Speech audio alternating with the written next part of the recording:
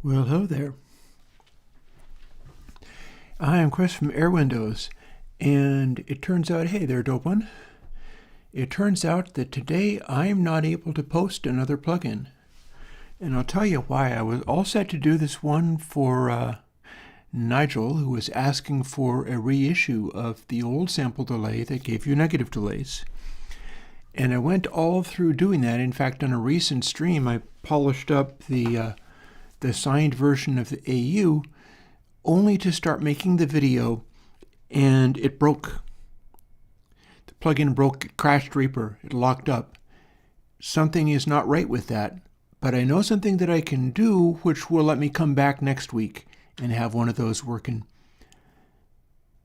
Thing is, even though I couldn't post a plugin because the one I was aiming to do just was plain broken, there is still something that I can do which has more to do with what I've been doing with the primary work that I'm doing. And that would be this stuff here. We're going to do some of the work associated with making the reverbs that I make. You may or may not have just seen that one move. You can kind of see some of these chugging away here. And that's because these have been generating new reverbs for quite some time now. I've had them going for quite a while now. It started last night. So here's the thing.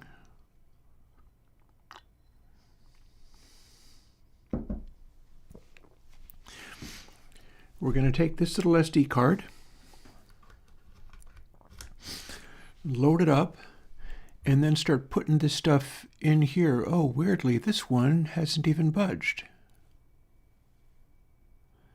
That seems odd. Yeah, what these are supposed to do is grind away until they find a successful reverb impulse, which is what this one's doing here. It is one of my chamber impulses. And it's designed, there's been some recent changes to how I do this stuff. Here, let me just shuffle these over until they are basically all on the screen together.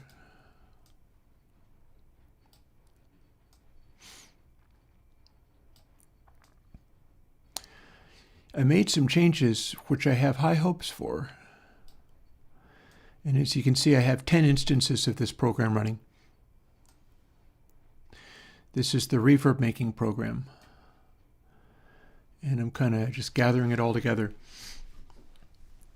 I've also got the laptop fired up and ready because what I'm going to need to do is build all these into temporary versions of plugins. And when I say all these, I also mean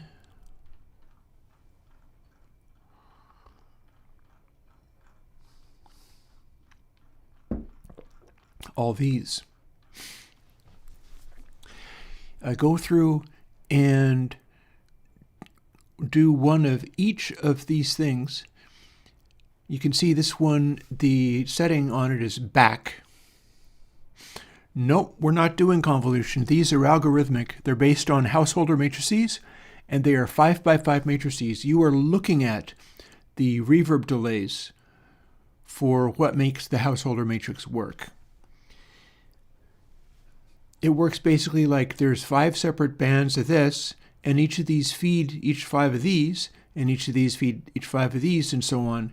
And we wind up with a picture which is, this is all the delays combined together. There's one path through for every single delay output, but it's multiplied by 5 times 5, and so on. And so this is the raw output if you had no regeneration at all. And we're just taking the output and being done with it. You get this. Brighter is when the echoes have reinforced each other. Darker is when the echoes have not reinforced each other. And then this is that same thing overlaid on itself and then calculated in a particular way. There's 6 different ways you can calculate it. So first it draws this out, and what back means is it takes a score based on which of these that are produced. Like here's two of them both back. You can see they're not the same. So it's every time it gets a new one, it will compare to the last best one that it had and produce, hey Sergey, and it will compare that with its last best score. And what back means is as it makes a score for all of this, it reads the brightness of the pixel. This is 2 pixels, they're just a little stretched out. And back means if the pixel is up at the front, it is full strength. If it is this far back, it is multiplied, divided by 8,192, which is the full width of what this is if you stretch it out. And so the middle is about 4,000 or so. What that is doing is weighting the reverb impulses. And back is a Hall-like behavior. You could also do front, in which it is rating stuff up at the front, not caring about what happens up here, but then is scoring anything that shows up at the end of the reverb tail at a very high level. And in fact, we can even step through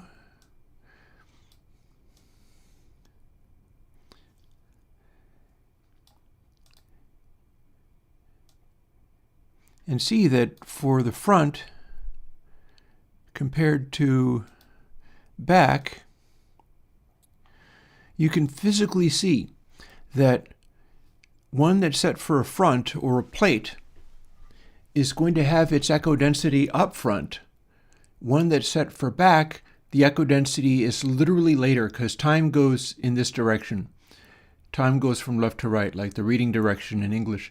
And the way these are weighted means that if you're doing front versus back, it's going to really avoid having anything in the reverb tail here, and all the echoes have to happen up front as soon as possible.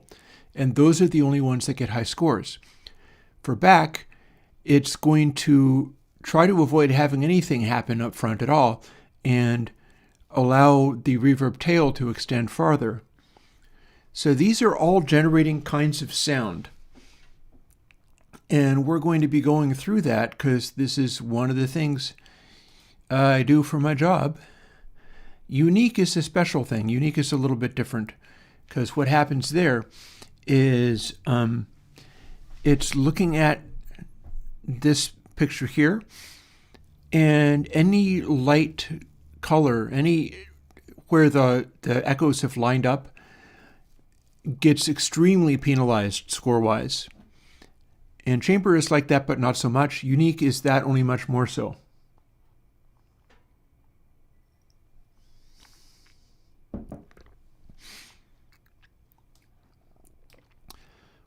So if we put these back, and this could be a thing, I'm going to be able to spend, 3 hours or so on this, which may or may not be enough, but this is what I'm doing today. So, and furthermore, there's a further thing.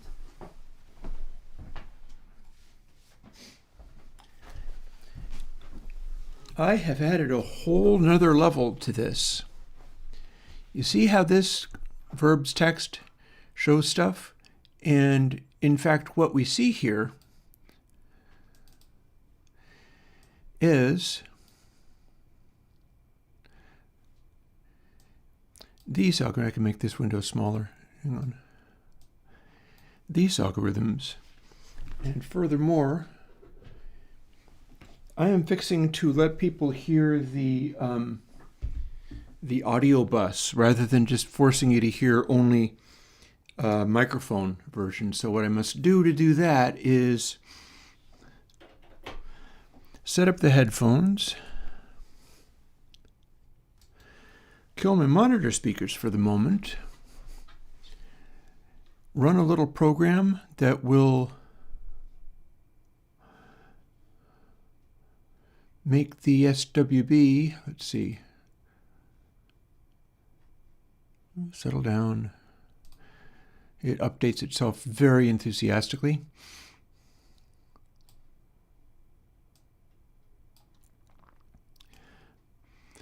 And we're going to route SWB audio capture to, that's what feeds my monitoring.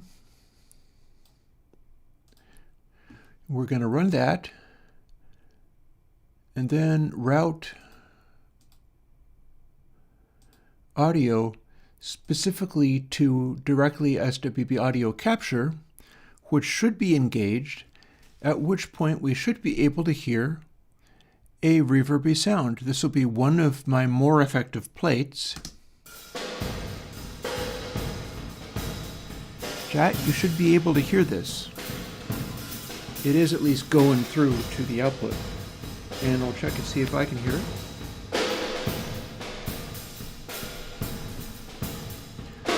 Turning up my gain a lot so that I could be sure I can hear it.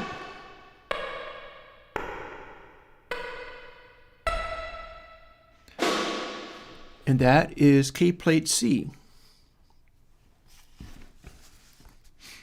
It's going to pause for a moment, and then we've got a guitar.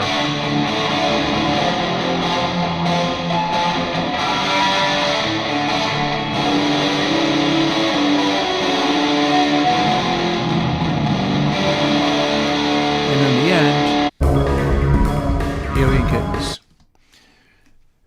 So this is how I'm doing all of this stuff. I am monitoring it and testing it and trying to find out what's going to sound better.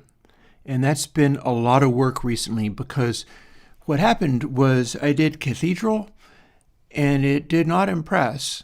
Like, it's fun enough in its own way, but it didn't compare to the Bricasti, which is not even to say that it's wildly worse, but it was not in the same zone. It was more metallic and stuff, and I can probably demonstrate that. There's our Cathedral.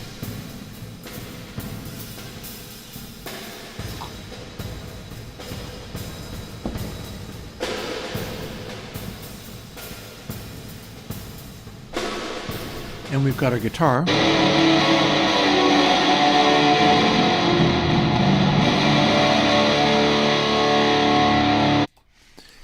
All cool, but the question is, can we do better? Well, here's the new thing. Stash this out of the way too. I came up with something new to do. See how this says incompressible? I have a new measurement that this stuff uses, and I don't think it's actually written in this yet. Nope, that's what I'll add these to. That's just a reference thing. But what I've got here, I am generating new stuff. See this is probably not going to move. I'll scroll it a little bit. It says the same kind of things that the other one said, as far as all these delay values. And then 4 to 78 milliseconds, 203 seat club, but then we've got something more. 203F. This, because to get all of these, I basically doubled the number of reverb impulses. Hang on. A loud thing just happened outside.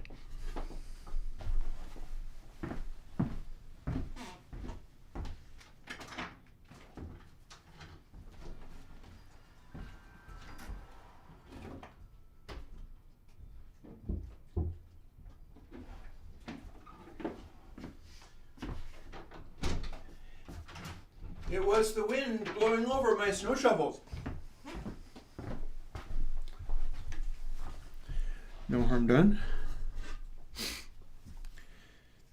So, back into explaining what this is. See how it says rated incompressible if file size larger than 23077,987 bytes? I can run a calculation on these based on the fact that it's using the same thing, same audio clip every single time. and then it's applying the reverb. And then what it's doing is you could use, what you were hearing was almost entirely raw reverb, which is a good way of evaluating this kind of stuff. And when it says rated incompressible if file size larger than 23077,987 bytes, I'm doing a new thing. I generated a whole bunch of these impulses, and I'm in the middle of generating a whole bunch more. Like, I left this running for almost a day. And last time I filled up the 2 gigabyte card with all of this stuff. When it says that, what it means is I looked up on these lists. This is all small print for every single number where it says 203 up there. It'll say the same thing on this, but this is 20 to 1,000 as number of seats. And I went through this and evaluated every single one on the basis of, could I make a reverb impulse that FLAC compression struggles to compress, like doesn't find regular features in it. It's too much like natural white noise in the reverb tail, and it takes more data to compress it. What you see here is the initial results of that. And it also falls into these categories. What this means is I only got one plate. I got 4 or so chambers. I got one hall that was like shorter, but then a bunch of halls that were considerably longer. This is after days of working with the algorithm to see what I could get it to do, and then running the final revised version so that I could optimize it. This is compared to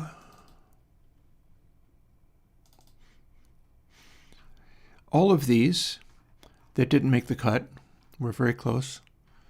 Oh, look, this is not actually supposed to have that tag because we actually failed it. In fact, oh no, wait, no, maybe it is. 216C, was it? Yeah, okay. I stand corrected. That is supposed to have that flag. I thought I had removed them from this, but no. So I went through these papers, counting along to see whether each of these files were a larger file size than they were supposed to be, meaning that FLAC was struggling to compress them. And what that means is if you have ones where, say, here's 206C,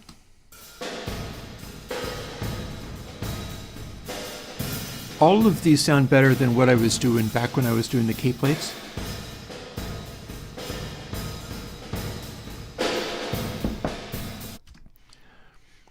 If we compare it to, say, 216C, which has also got the red tag,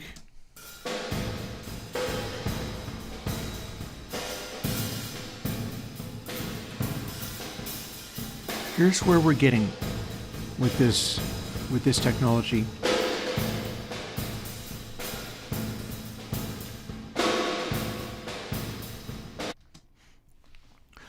What's happening is, if I can define whether the reverb impulses, in addition to all these other measurements, which I believe I've talked about before, like red and orange mean on guitars it's loud and sonorous.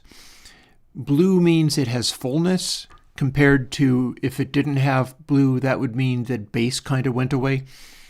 Yellow means it's bright, and green means it's dark. Like here is a 226C, which is not incompressible.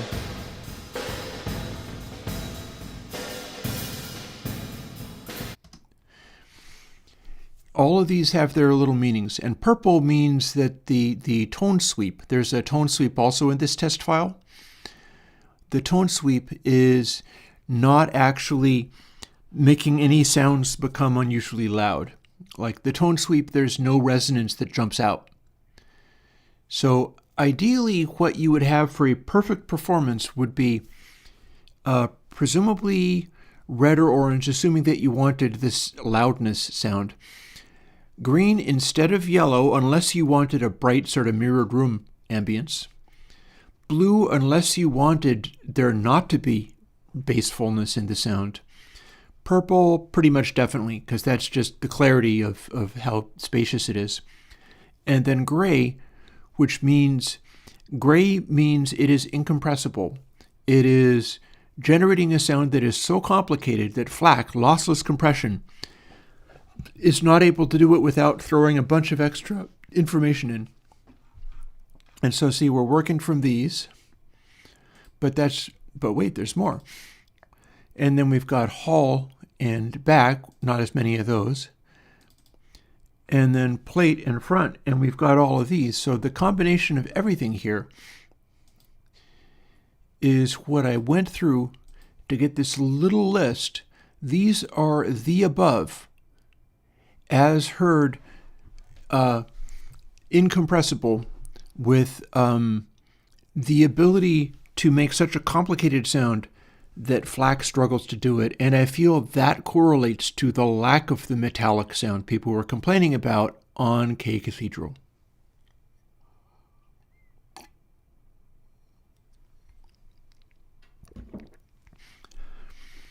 And that means we can go through lots more and maybe only save the FLACs if they are already past this threshold of being incompressible, knowing that that tips off ones that are going to sound amazing.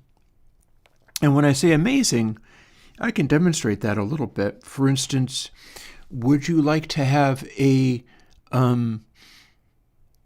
rock and roll live sound that is sounding like a big hall?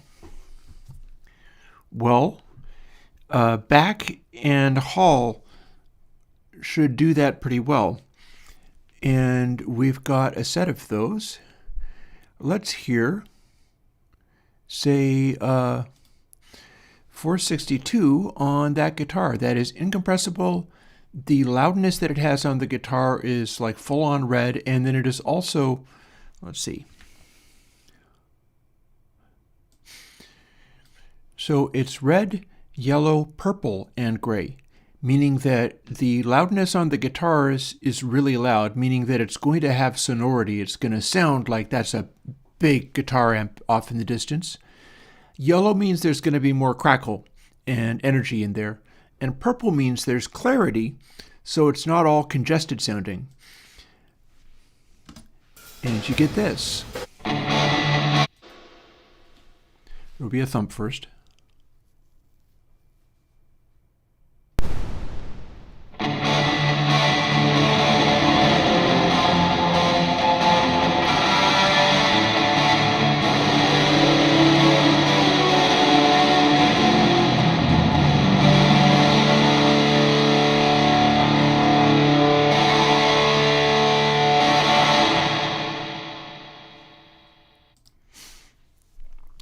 So that's a very loud hall type sound. But we can do more than that because I've associated some of these other sounds with things like, for instance, front is coming across as better plate than P for plate. So I've got an area in here around 235 or so. Here's one where that's the same sound, but more a plate reverb style. And if we look at info, it's blue, green, and gray. So this is incompressible. It has less bright highs, and it has more fullness. And this one sounds like this on the guitar.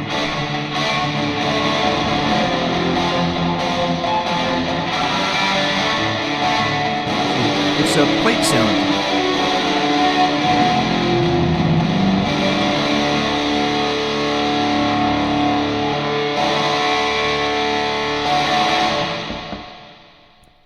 That is thoroughly a plate sound. So that's one of the things we're generating, is we're generating large quantities of these front impulses at or around that length, so that we can have more examples to choose among in order to do a serious plate reverb plugin. And then lastly, there is this interesting thing. U, which stands for unique, is a variation on the chamber algorithm. Chamber is good at making empty room sounds. In fact, I've got one right here. So the 216 should do, yeah. Here's one where it sounds like the guitar is filling up the room in a big way.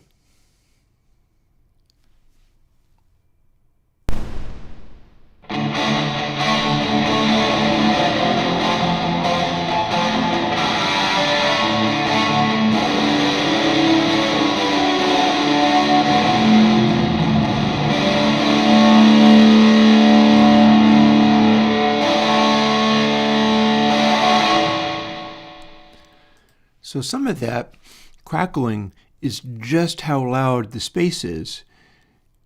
It is possible to also do ones that are not as relentlessly loud, but a lot of these that sound better than the others are also projecting the volume on the guitar quite well.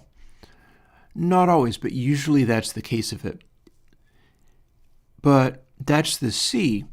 When I mention U, U stands for unique. U is working even harder to not repeat any delay times in and among this enormous matrix calculation. And it sounds like Abbey Road Studio 1. It sounds like a really big, clear room. And we've got that around here, 299, 300, around the 300 or so thing. When I model this, I am probably, oh, here's a lovely one. We can do gray, red, and purple, which indicates that it has the incompressible quality, and also the sonority of it is extremely high, but the clarity is also extremely high. So very much sonority on the guitar, but the sweep is not making anything stick out unusually. And that sucker sounds like this.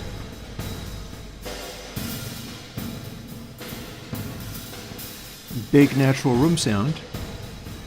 And then when we get the actual guitar noise, it's going to fill up the room in a very reverberant way. And if I can optimize on this, this is what I'll do for a an Abbey Road Studio A kind of thing.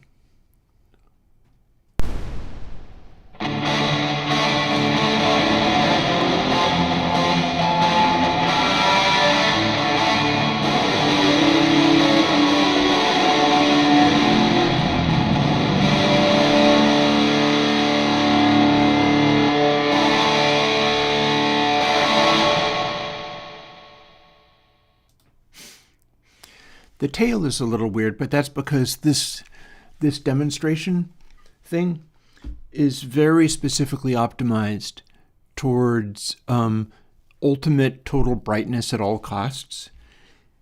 It's not really a final version so much as it is a version to expose whatever weaknesses I can come up with. And they are all the same. And so the next thing for me to do is these next stages, and that's going to take me a little while, but like I said, I'll go for about 3 hours or so doing this work. But that's just demonstrated, hopefully, why I'm doing it, because being able to select among these attempts at a sound, it gets better, and like the more of these I generate, the more it turns out that I'll have like a incompressible one with the gray flag that is extremely sonorous and loud, like that was. The guitar just filled up the room. The air crackled. It was huge. And you don't need to bring that much of it in, loudness-wise. That's pretty much full wet. And the idea is always to be able to have it come across like it's a room, but also feel the presence of the guitar back there somewhere in a convincing, real-sounding space. And there's a lot of things to try in making these go forwards. Like I could actually, here, I'll demonstrate something else. Only take a moment.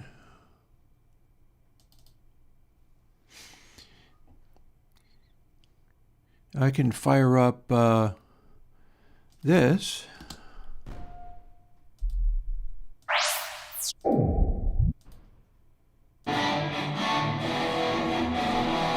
That's the Bricasti. So that's Bricasti Guitar Room.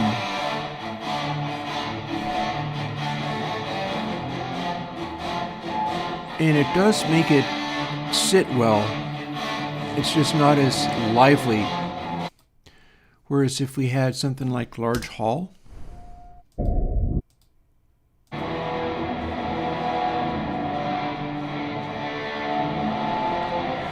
there's a funny, weird compression going on with it, but we definitely have the same sort of size and scope. And this is the literal Bricasti machine. This is not me imitating it in any way, or a convolution. This is the literal Bricasti machine.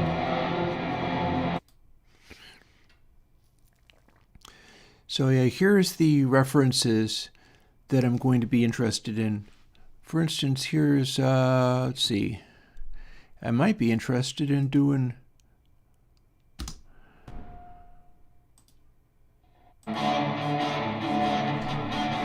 sculpting my plate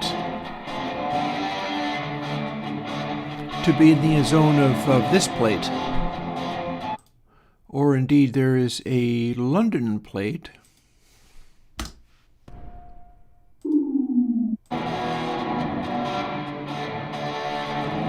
None of these are that sustainy. But the idea is to be able to match this grade of depth and smoothness. Because, of course, it is a digital algorithm.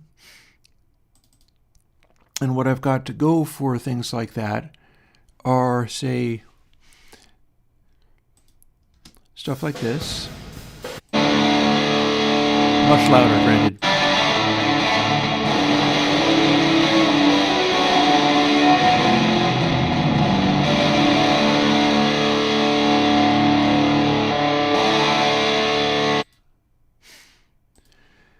And what I had previously for plates is stuff like this. This is not an exceptional one in any representation, but I had this.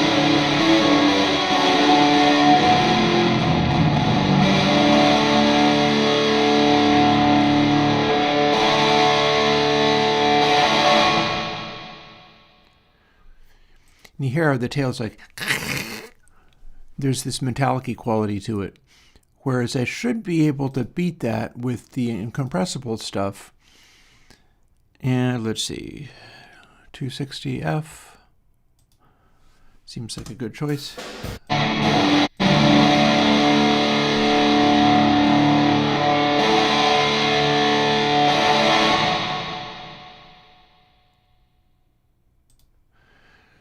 Not as much of the metallic quality, even though I am not attempting to suppress highs in that reference at all. What inspired the London plate? You would have to ask Casey from Bricasti, because that's not mine. That's a like $4,000 Bricasti reverb. But it is a probably it is one of the Abbey Road plates, seeing as it says London.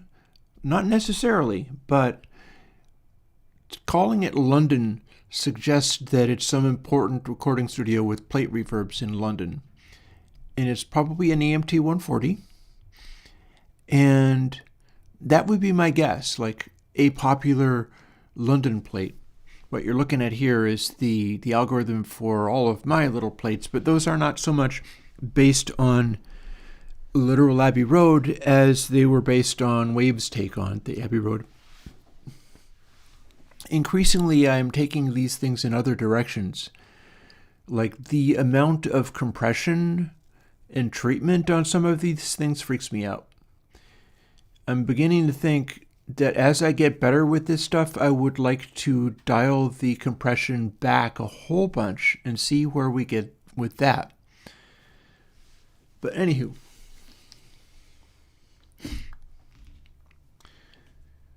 enough of that for the moment, because I need to start going through some of these things. And we're going to tell this not to continually generate and to stop. And we're going to paste that in. And we've just added all of these to try. That's one of 10 of these programs. This is how this rolls sometimes. K-plate D. I do believe I think I can beat the hell out of the K-plates A through D. But yeah, that was a nice one. It was okay.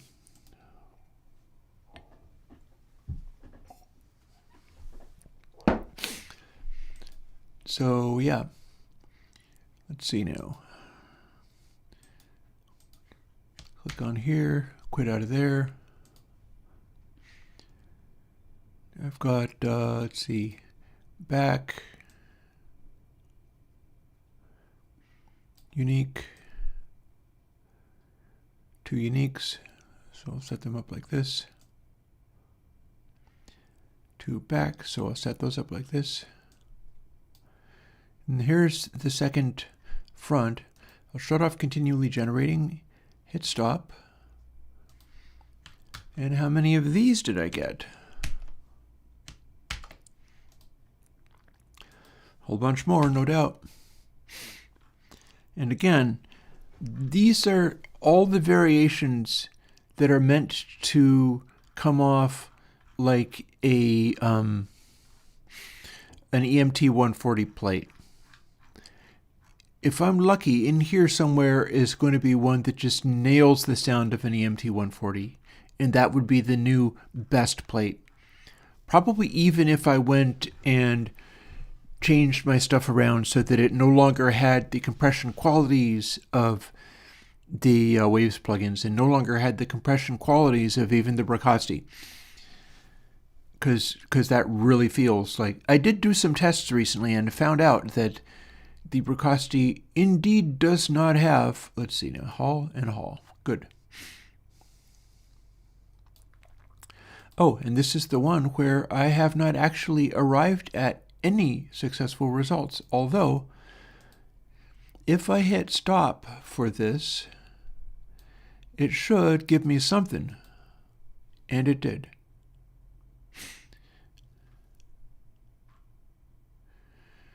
This may be an enormously high quality one, or it may be just a random attempt. It's a singleton.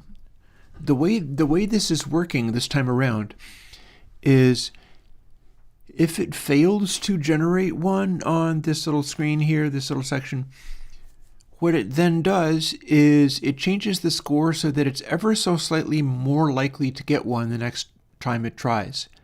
If it gets one, then it kicks the odds up a little bit, makes it less likely to be satisfied. So if I hit a bunch of them in a row, it makes it more difficult to get. It changes the odds. And the way I've calculated that out is that it's a large but not insurmountable, who am I kidding, it's insurmountable, number of options if I run it for a long time. But it's always trying to fight to make the quality of them as high as it can get. It's pushing so hard that it's like, can we make it so that it'll take a day to come up with the next one, but it'll be amazing? And my hope is that in so doing, it is also going to be making them more incompressible. And they'll be more likely to score highly on this measurement of the file size being large when compressed by FLAC, which is something I've never heard anybody else talk about, so that might be my own invention, to go around doing it that way. We're on H, so we're going to do that, and then also H, but this time we've done a number more. Not that large of a number, though, honestly. Oh, and got to stop it. Then quit out of that one. We generated a lot of plates, I'm saying, but we generated exactly 1, 2, 3, 4, 5 potential halls to test out. So you don't necessarily know what you're going to get running this. It's sort of compensating for everything as it goes, and you can't really tell what's going to happen. And now we've got chambers, so we'll put that like right up top. They can be roughly in alphabetical order. We'll turn off continually generating so that it stops. And let's see how many of these we got.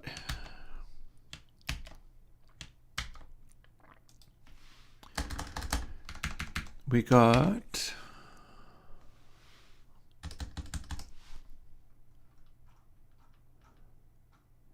quite a number. Again, the chambers, this is like the small room. This is in, all of these are going to be roughly in the zone of rooms like Abbey Road Studio B or Sound City.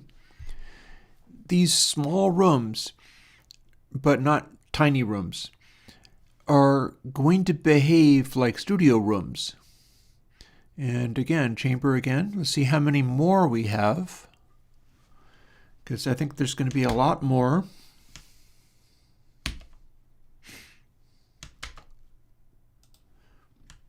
I'm going to come in here and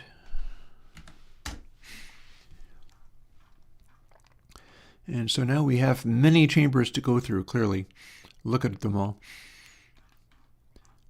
So we'll be walking through each of those, making audio clips, and then it says right on it, is the compressed audio clip file size larger than this? If it's not, with this many to try, I think I can just throw them away. I can run through, throw them away without even listening to them, unless I know that they are beating these scores, which is scaled to the number of seats that it's generating on any given one.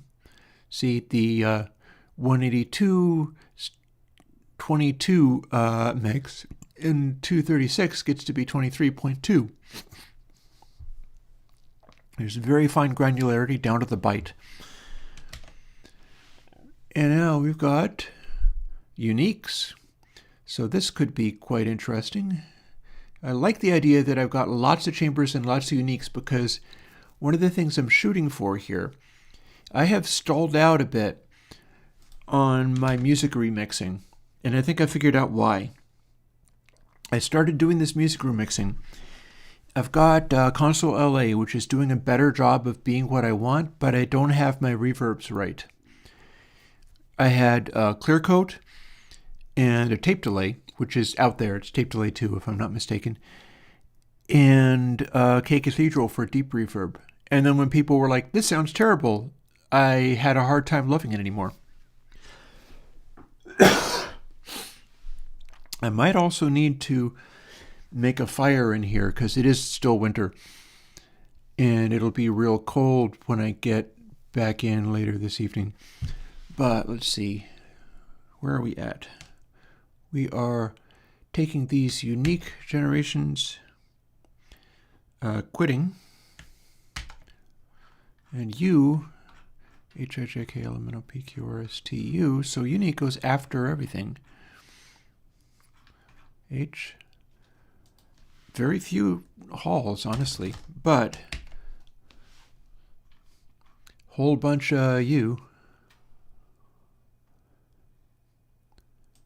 And then here's another whole bunch of U. We'll stop. Cut. Quit.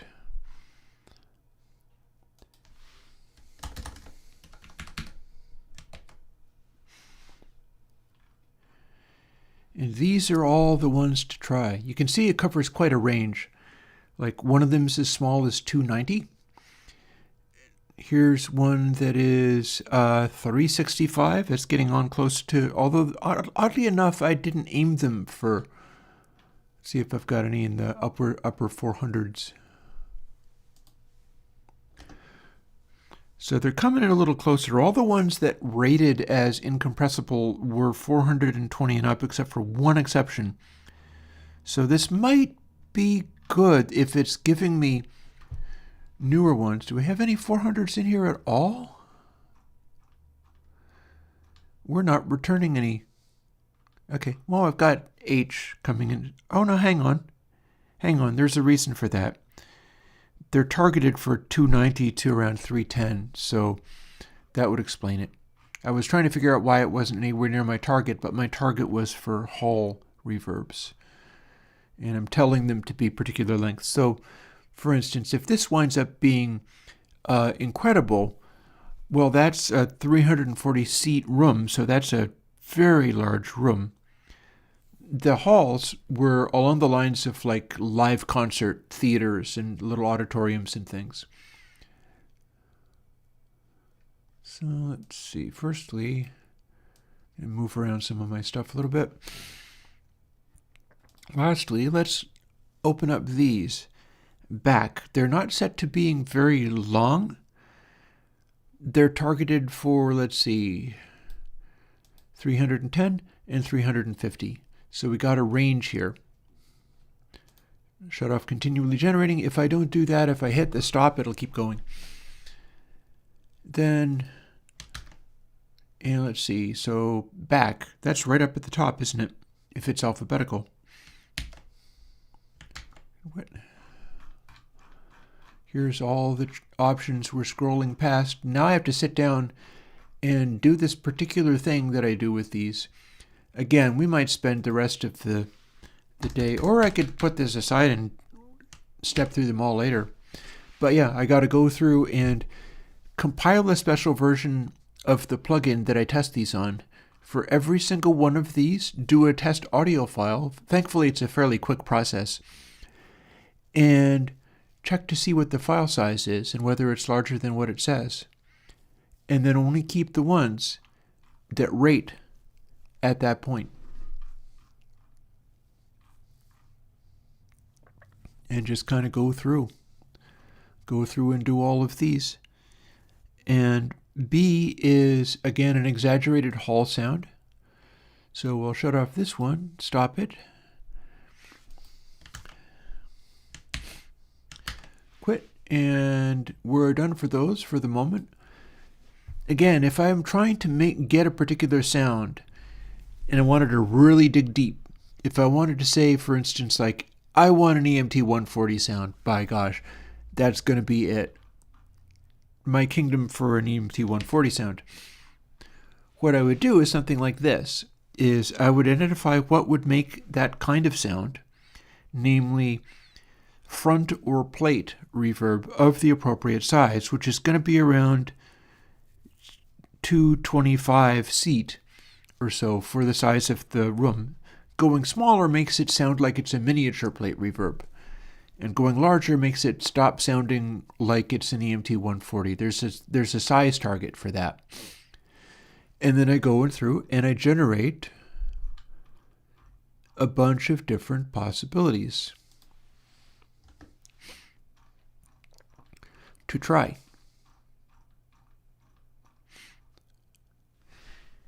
And having done that, let's see, make sure I save. Up at the top here are some of my reference notes for like the rough size of Sound City or Abbey Road Studio 2 in seats. And yeah, the thing that's exciting about this, and this didn't end up working out very well. I know that the Abbey Road chamber is technically this size, but what I was getting out of it didn't really sound like the audio clips of Abbey Road chamber anymore. So I need to compare to the raw audio sounds more than I was doing. We'll quit out of BB Edit.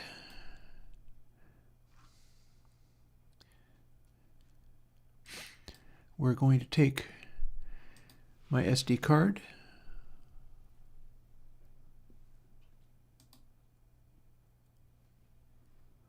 is it happy?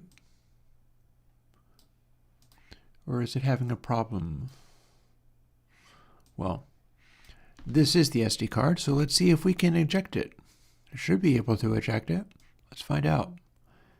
Come on, you. There you go. It worked that time. And we will let the computer rest a little bit, which amusingly we're letting it rest by doing live streaming. That's easier on it than this stuff has been. Turn the audio right down, and we are going over to Coding Stream. So at this point, I believe what we can do is shut down audio hijack here.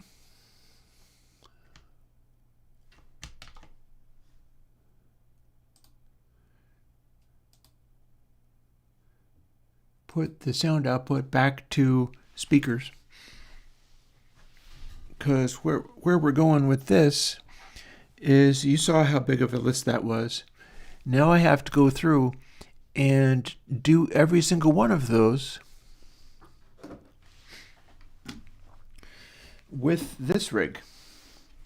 And these are the things where sometimes I'm sitting there for like 8 hours grinding away and doing this stuff. Then the nice thing about the idea of identifying incompressibility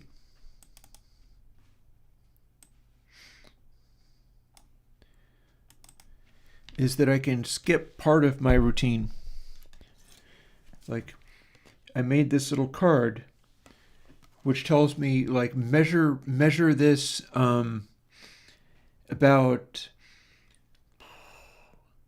okay, so 1 max RMS, apply a plugin and then measure global peak, unapply the plugin and then measure global LUFS, and then measure max RMS in a third section to produce these color codings. And these color codings will tell me what the sound of the resulting reverb is like. That said, listening to it would also do it, but when you have literally hundreds of the things, your brain starts to leak out your ears. If you are trying to do all of that and keep everything in your head, you run into the issues of, and I've thought of doing a video, a debunking style video on how this kind of thing works. You start running into the issues of, as a human being, you cannot keep track of all of that stuff at the same time. And still, if you nail it, you get really positive feelings from having it perform at top performance at any given moment of your hearing sensitivity as it flickers through consistency to inconsistency. Like, if something sounds magical and wonderful at any possible moment, you get really good feelings from it. If it doesn't, there are possible moments where you're like, that's a really metallic quality to this reverb, then you go cold on it. You don't like it anymore. But backing it up, being able to do it every time without fail, is inhuman. And this is why we're doing measurements. We're measuring things like brightness and darkness to help dial in which things to choose among. But we're also measuring this incompressibility, where it says rated incompressible. That's what we're testing. Although I think you should give me a moment, though. I will chat or yell, but I have a wood stove over there that I ran this morning, and it's totally gone out. And if I let this just sit, it's going to be freezing by evening. So I need to run another batch of wood stove. So, and I may need to, or I may not. This is a kettle for keeping the humidity in the air when I'm doing that. So,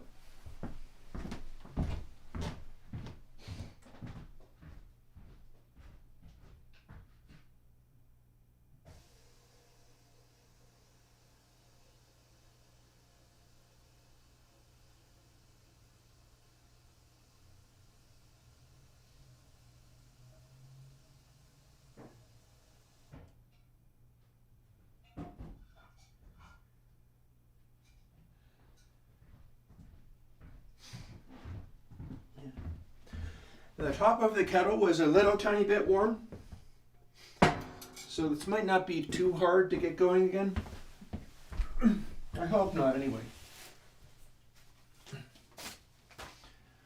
We'll add this to the mix while I talk about what I'm trying to do with some of these things.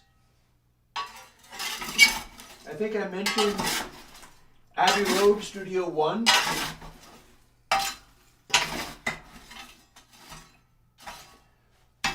And let's, the damper was on. I figured out how to clean the damper, by the way. I figured out how to take the panels out of the stove and cleaned off the damper so it's not being clogged anymore. So now I'm getting more efficiency out of this and being able to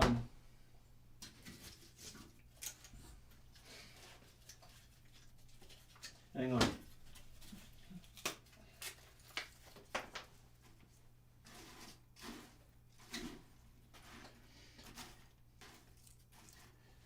So I'm getting more efficiency out of the stove, but it's also burning better than it had been. And I also managed to avoid that problem that it was having, where it was kind of letting smoke into the, I was smelling the result of the stove more than I should, which is not good, and it's not good for you. And it fixed that. So that's exciting. And if I do this properly, pick a couple of light pieces of wood. Now let's see about trying to get this going again.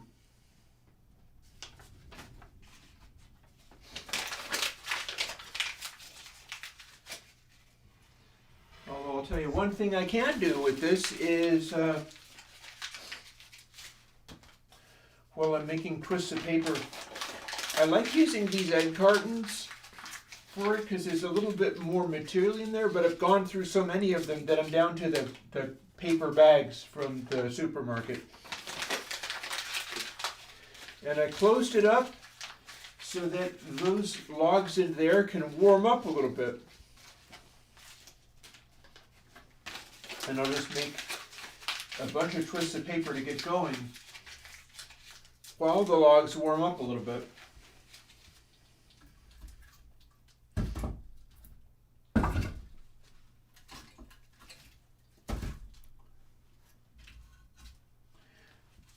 This is a light one.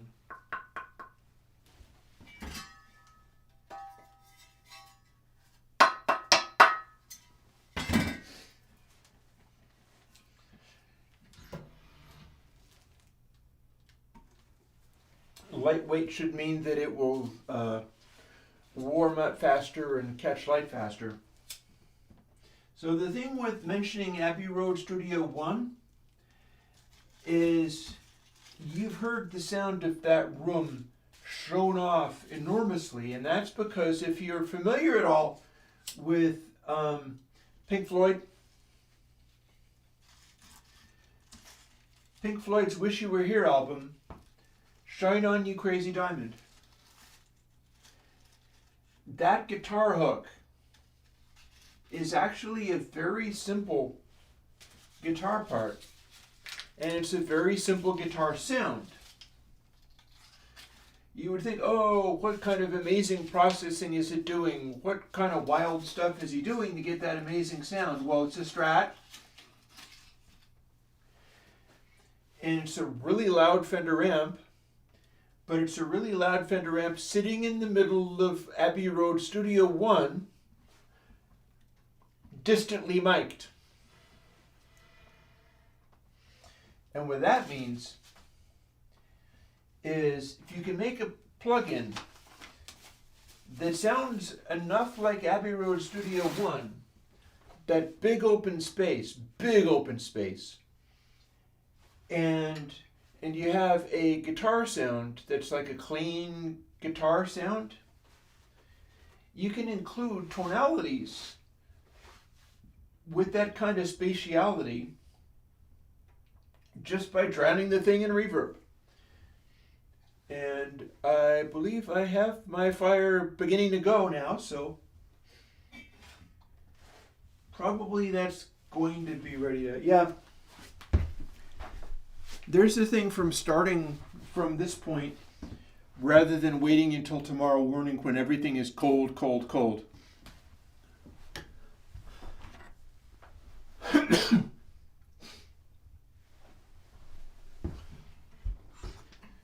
I can even close the door. And yeah, so we can return to code. And actually, I wonder whether this might actually be better for this position, because basically my laptop's like here, so I can't be as on camera as I am when I'm looking at the main screen so much. But yeah, that's the whole idea of revisiting those reverbs, because I got a bunch of sounds in the tracks over the previous year that I'm trying to remix and put out as an album. And knowing that the reverbs are not right ground me to a halt, and I know I should be able to do better than that. So this is the process of doing exactly that. And here's where it starts getting really boring. So ask me questions on live chat if you want to know anything, because this was not a put out a plugin week. The plugin that I made kind of broke. So this is I'm spending some time with you while I do this work, because this is the kind of thing where if I dropped out of sight all January and then came back with this, people will be like, wow, where'd that come from? And where it comes from is sometimes just days of this kind of thing.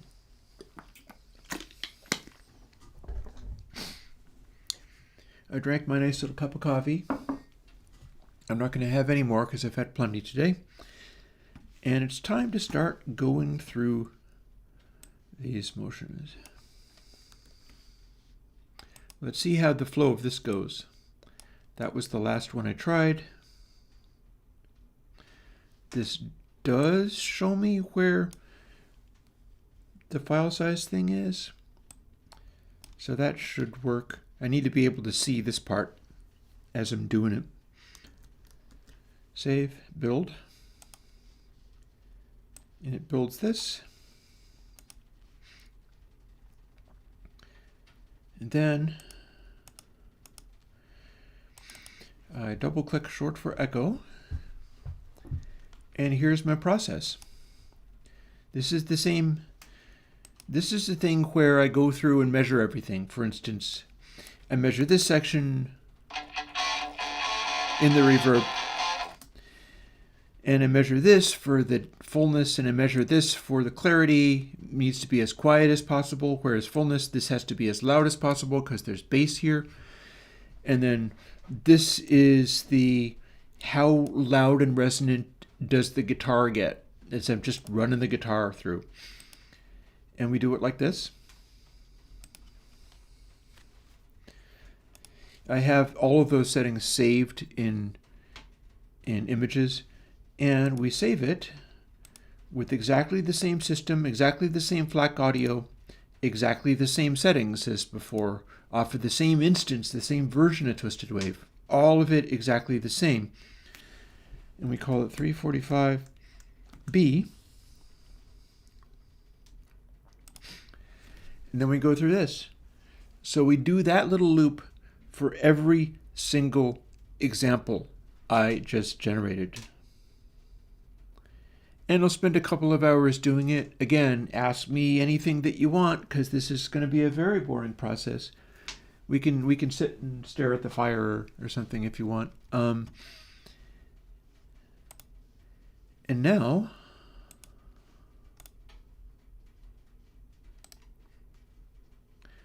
get info. Is this larger than 23838.318, 23910.976? Yes, it is. This counts as incompressible. We label it in gray, and then we will go further and do more. But for now, on to the next one. That one worked. I may simply remove these if they don't pass muster. We're going to be hitting ones that don't qualify. But I'm pretty sure it counts bytes the same way, so I'm not going to get any surprises moving over to the modern version and finding it different settings somehow. I don't think that would happen. I don't think that can happen. So, 331. That one has to be larger than 23.7 megs. Break that over. Oh, I forgot to quit. That's what happened there. We saved it, but I forgot to quit. This is why keeping a even flow with this kind of thing is good. There's our new thing. You thought Florida? Well, Florida might be getting... You folks aren't used to it. That's the thing. I'm in Vermont. We're used to cold in Vermont. We know what to do. Vocoder, that's going to be more challenging because I don't have currently any way of getting in other audio. I have never seen examples of how to do that. So I'm focusing on the stuff that I know how to do. But I'm not focusing on the stuff where I have no idea how to approach it. Save as 331B.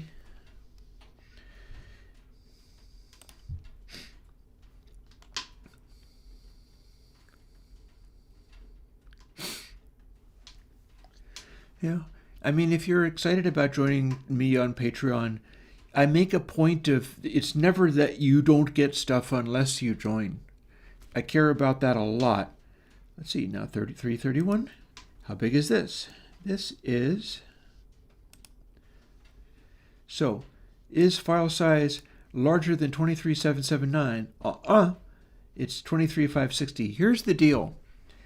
My take on this is, if FLAC is able to compress it that easily, it probably means there's like repetitive patterns in there. If there's repetitive patterns in there, it probably sounds more metallic rather than less. And so what we're going to do, boop, and boop. We're going to throw away the ones that don't meet this bar. I've got a whole bunch that have already been generated that are already good but don't meet this bar. But look at how many I have to go through. So we are just going to be ruthless. Ruthless, ruthless, ruthless. And we're just going to only allow the ones that are exceptional in every way. And this is the one place that because I'm testing it on a different version of, well, hang on now. Let's see. Twisted Wave. Right there. I'm testing it on a modern version of Twisted Wave that has more options and more parameters, and I believe it does more in the way of analyzing. Like, I can analyze this on this older computer, which, as you can see, runs much more slowly. I can still analyze it. And it is giving me peak, and it is giving, but it is not giving me LUFS. LUFS was invented between the time that this version of Twisted Wave came out and the one that I'm currently working with. And LUFS is one of the things I'm measuring. Also, my RMS window should be 500 milliseconds for that measurement. But LUFS is what measures the general loudness of this stuff and doesn't get thrown off by the silences. Anyways.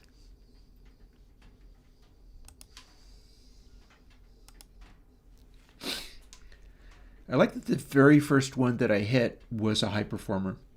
That seems cool to me. I like that part. But this is the process. 337B. Do you qualify for being a high quality production? And yeah, I'm quite excited about having discovered that the incompressibility is something that I can actually measure across a wide, because here's the thing, I have to scale it. Because otherwise, really long reverbs will always be less compressible. So I have to scale it by seats, and that's not, it ended up being like square root 1 3 times multiplied by 5.75 plus 11.9 gets me the target result. And that's how I got this stuff. Then put the commas in so that it looked the same. So let's see. We've got our new candidate. It needs to be incompressible. Oh, actually shows on verbs text. Cool. So that's the same number in both places. So is it larger than 23,804? No, it's 23,602. Boop.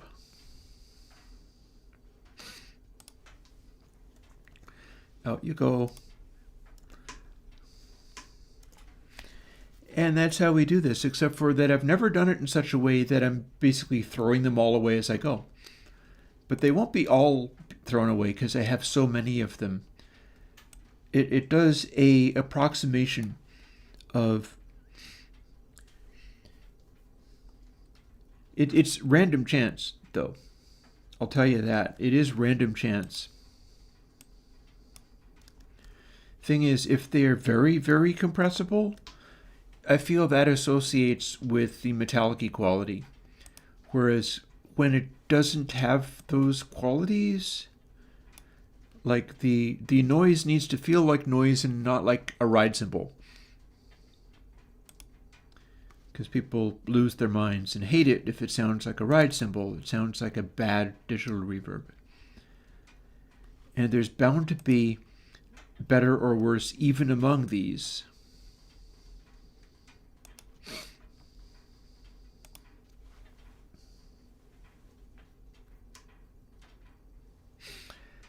I think I can fool with my fire pretty soon. And again, doing the incompressibility part. Here's a 331.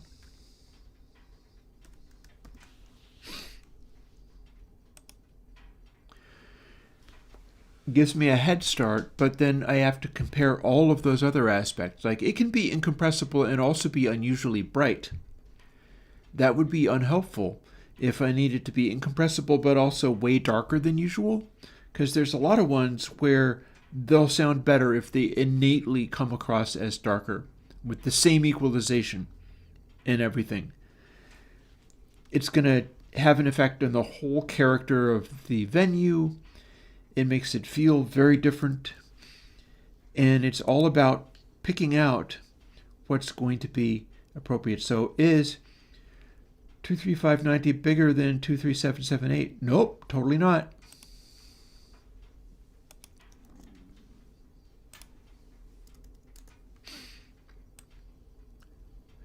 We are going to come across another one, but so far this is the only one. Oh, we can't actually play flex on... I hit the space bar, but it didn't play it in Finder because this Finder doesn't understand FLAC. 318.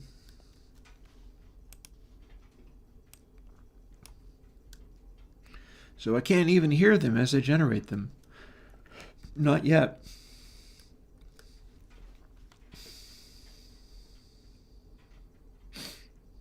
Probably going to have to stop this around 4 or so.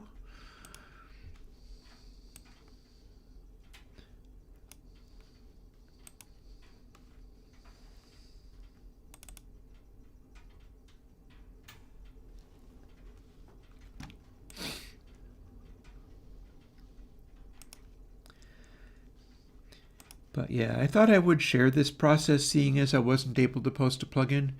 I understand that nobody came and said, you have to post a plugin or you die. Nobody's coming around saying anything like that. I'm just in the habit of putting out a plugin on a weekly basis, hopefully that are good. And although I'm willing to waive the good factor, and again, I have an idea for being able to do the thing that the guy asked for. Guy asked for a revisiting of the old sample delay plugin that used my ability to set latency on the macOS audio unit. It uses that quality. So is larger than 23719, 23479? Nope, not at all. See, most of them are going to end up being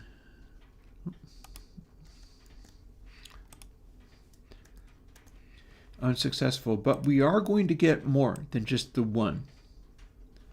But this is part of how this works through. Like, even in, yes, I use clip only too, quite frequently.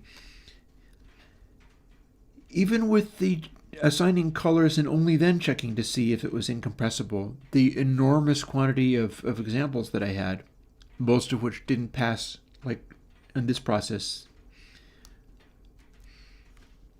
even with that, there were still some that failed.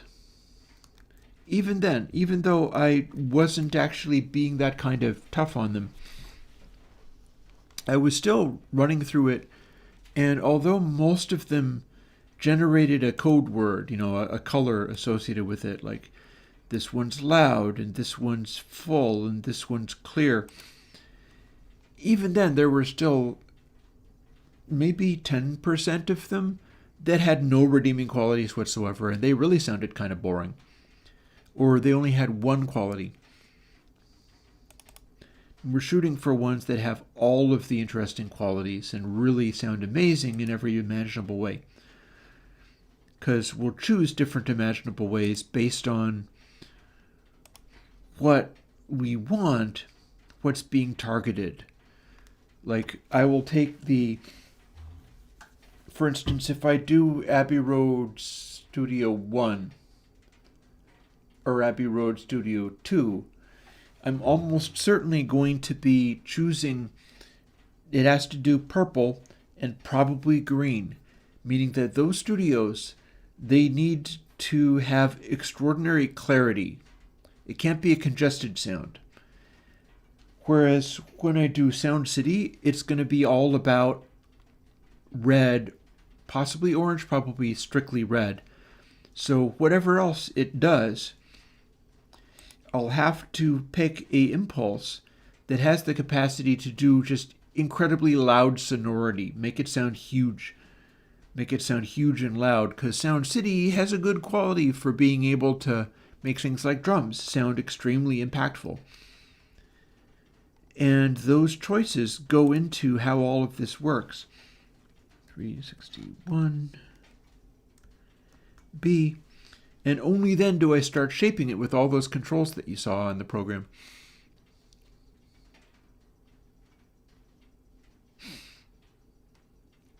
I see the question. I'm just doing this thing. I'm not sure there is a max level to push into it. How would there be a max level? It's a clipper. You can always clip more. If you mean what's going to make the thing sound good, that's a whole other story. In fact, I even have a recommendation.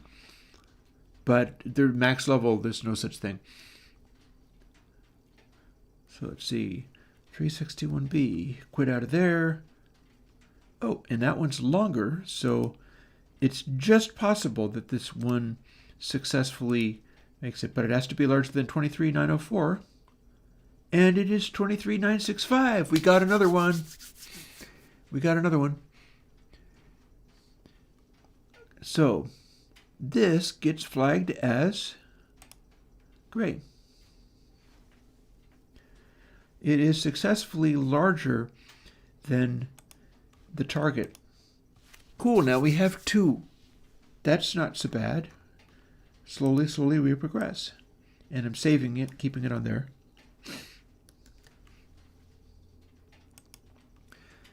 Yeah, we got 2. We got maybe hundreds of these, so I'm not gonna get through all of these today. I'll have to get back to it on my own time. Probably have it finished by the next time I stream, because that's gonna be Tuesday if all goes well. 348. My recommendation for making stuff push into a distortion and that kind of thing. Use monitoring and reference the peaks only setting on monitoring. What that's going to do is highlight what is excessively loud in the mix in what I think is a useful way.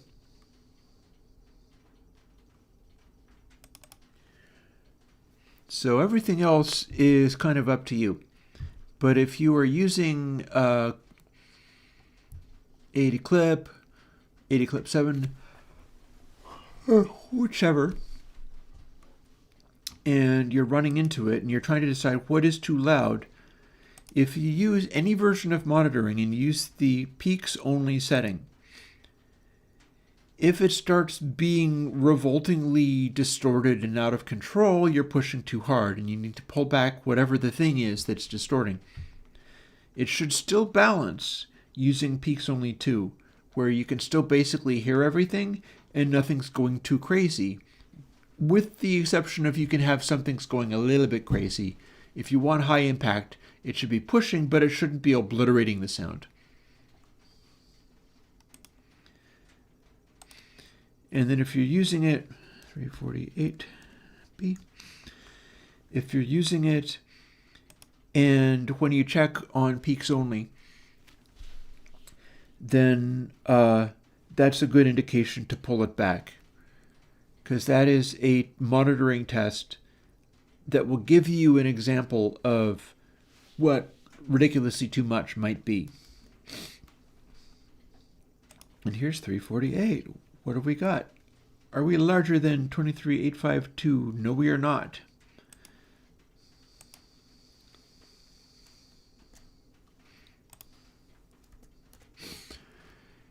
The Airwindows logo I drew myself, which is not to say it's a great piece of art, but I drew it myself. And I think I have the original art in a little laminated card. And it is inspired by it's a little parody of the RCA His Master's Voice dog. It's the dog that's looking up attentively at a gramophone. It's like, His Master's Voice. Huh?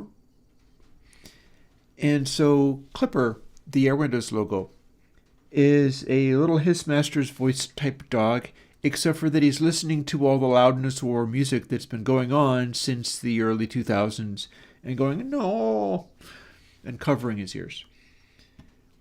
This is not to imply that my stuff is like that, but it's just a little joke. It's a little gag. So it's based off of, and another reason for that is that it's a reference to classic records, if you didn't know that. Some of the greatest audio you can get is off of old vinyl records, in particular classical music, with certain record labels. And one of them is Mercury Living Presence. Those tend to be very bright and aggressive. They are really intense. But for lush, rich sonics, deep sound, just warm and folding, all the wonderful analog things. But for an orchestra, RCA Shaded Dog are the ones to look for. They started coming out in stereo, but you can also get them in mono. They're around the dawn of stereo. And let's see. Just did 355. Let's make it. I've got RCA Shaded Dog records. I don't know if I'd be able to lay my hand on one instantly. I think I might have some in my record collection behind me, but I also might not, so it would be bad to waste time looking for it. But that's one of my audio references, is sonics like that. Because that's the thing, with an orchestra, you really get closer to the experience of being in a concert hall, listening to a physical, analog, acoustic orchestra. They can be quite loud, but I mean, man, that's acoustic sounds. The loud violin wave is made by a horde of violins rather than a PA system. And that's called a reference sound. That's the kind of thing where, you know, if you're listening to a piece of music where it's exciting because the orchestra goes thump, well, that noise would be generated by, it's the same as a big band. There's a thing in a, let me keep moving through all of these while I talk. There's a good musician biography by Phil Lesh of the Grateful Dead, and it's quite interesting. He's a very smart and determined fellow, and has had many opinions over his career, and is a good writer. Is interesting to hear from. Is that larger than 23.8? No, it's 23.7. Onwards. Oh wait, did I? Okay, I should select it if I wanted. Let's double check. Yep. I just right-clicked, but I was still had another thing selected, so I wasn't able to move through my process as fast. Phil Lesh tells a story about this experience. And granted, he and the Grateful Dead did enjoy going to concerts, symphony concerts, but it's not just symphony orchestras. You've also got big bands. And Bill Graham booked Count Basie's orchestra into the Fillmore West. Oh, what have I done? Hang on. Oh, I've just double pasted that. Let me undo that again. I do not know why it would have survived doing that, but that's 352B. This is where I try to talk and then can't do my work. Let's save, and then let's hit build rather than C again. That's 352B, so this is the correct one. And then as long as I don't get too mixed up, I can talk. I'd better be able to, because otherwise it's not terribly interesting. You could sit here and watch me and my wood stove fire and hang out. I'm going to throw another log on that, by the way. Since the damper is not on, it's warmed up nicely, but it has also failed to stretch out for very long. So let's see, 352B. I will get to the next step, at which point I will throw another log on the fire.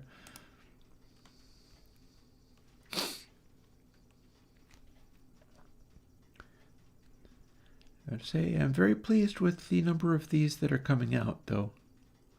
Oh, I didn't. Yes, no, it's fine, it's fine. I was like, did I save it over the original? No, I did not. Is it larger than 867? No, it is not. 352B also fails. Time to put a log on.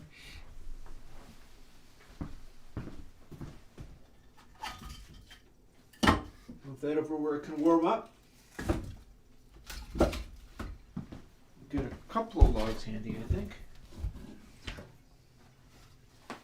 And it's now warmed up where I can put a couple of logs in and put the damper on, and it will manage. There's one.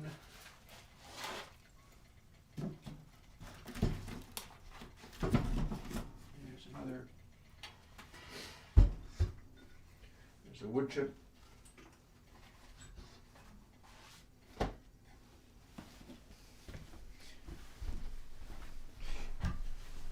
I might wait for a minute just to make sure that it gets going properly. You can kind of see it behind me there. So Phil Lesh was working with the Grateful Dead, playing bass for them, of course. And they'd booked Count Basie into the Fillmore West. So all the acid rock hippies didn't really know what to expect very much, but because they were only interested in, typically for bummers, they were only interested in their own thing. But they showed up, and the Grateful Dead showed up, and Basie's big band is there. It's, I don't know, 8 saxophones, 8 trumpets, drums, probably an acoustic bass, a acoustic guitar, believe it or not. You'd have an archtop. I've got archtop like that. And that would be your big band. It's not particularly electrified. It's the old school way of doing things. And a piano. So Basie's band starts getting rolling. And it's like, okay, a little piano stuff or whatever. And then all of a sudden, BOOM! All of a sudden, the band hits with a note from all the saxophones, all the trumpets, and it's like Tower of Power, man. It's like, BAM! And the audience just levitates off the ground and starts dancing like maniacs. Because big bands are dance bands. That's what that was always about. It was back in the day when you didn't have electrified instruments and stuff. Could you rock the house down without that kind of amplification in a way that people might dance? They would do jitterbugging and stuff back in the day when the big bands were a thing. Well, those hippies weren't doing jitterbugging, but it got through the fact that the band was really laying it down. And that's one of the things that's interesting about the work that I'm doing regarding all this reverb, because you should be able to take a bunch of instruments and mix them with some version of console or whatever. I'm really going to want to find out whether I can do a version of console that's designed to act like acoustic air. It's all very well doing the, because here's the trick. There's a real trick with that.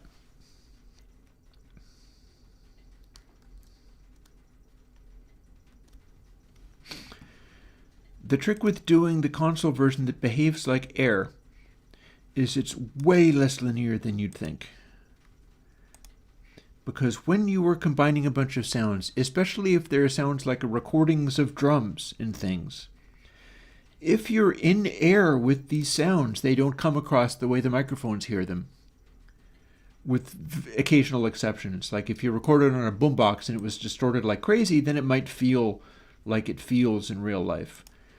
But in general, you cannot simply put up microphones and get these things the way you would hear and experience them, because your ears don't react the same way that microphones do at all, not even close.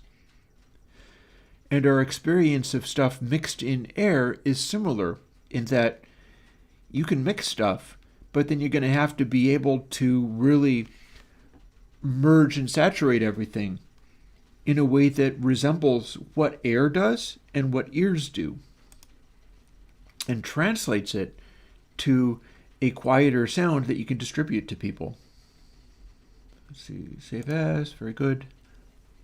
3:15. We're still on B. We're going to be on B all day.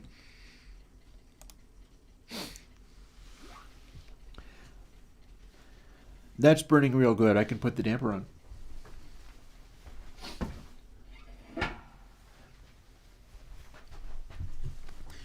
Again, I'm quite excited that I was able to clean that damper. The internal walls of this stove are made of fire brick and stuff, but they're not necessarily easy to get access to or to take apart. I figured it out, and that meant that I was able to get access to the catalyst, which formerly was completely inaccessible to me. I wasn't able to reach it. And it's tucked away behind the fire brick. The vent goes in much more directly, but it's still fairly difficult to get access to. The hot air has to go up to where you can see it to the front edge of the stove and then turn a sharp corner and go down and back to the catalyst. And if you've got the stove burning properly, it'll do it. But in so doing it's just forcing all of the bits to heat up, and that's how you get an efficient wood stove that's burning with minimal pollution. Do we have larger than 23.706? No, we don't, but we're very close. Close doesn't get anything. So, boop and boop. we've got 2 now, so eventually we'll get another. And then that is also why I'm putting so much effort into getting these algorithms to be as amazing as I can, because that's going to be part of that recipe.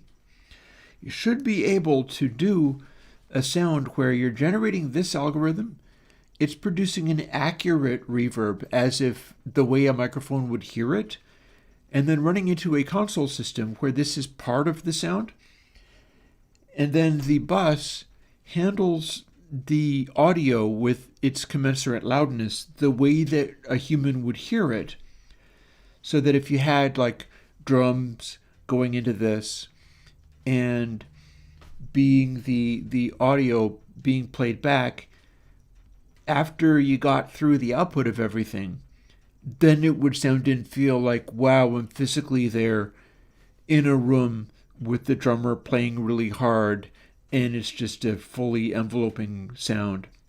Let's see, so 358 is my next attempt.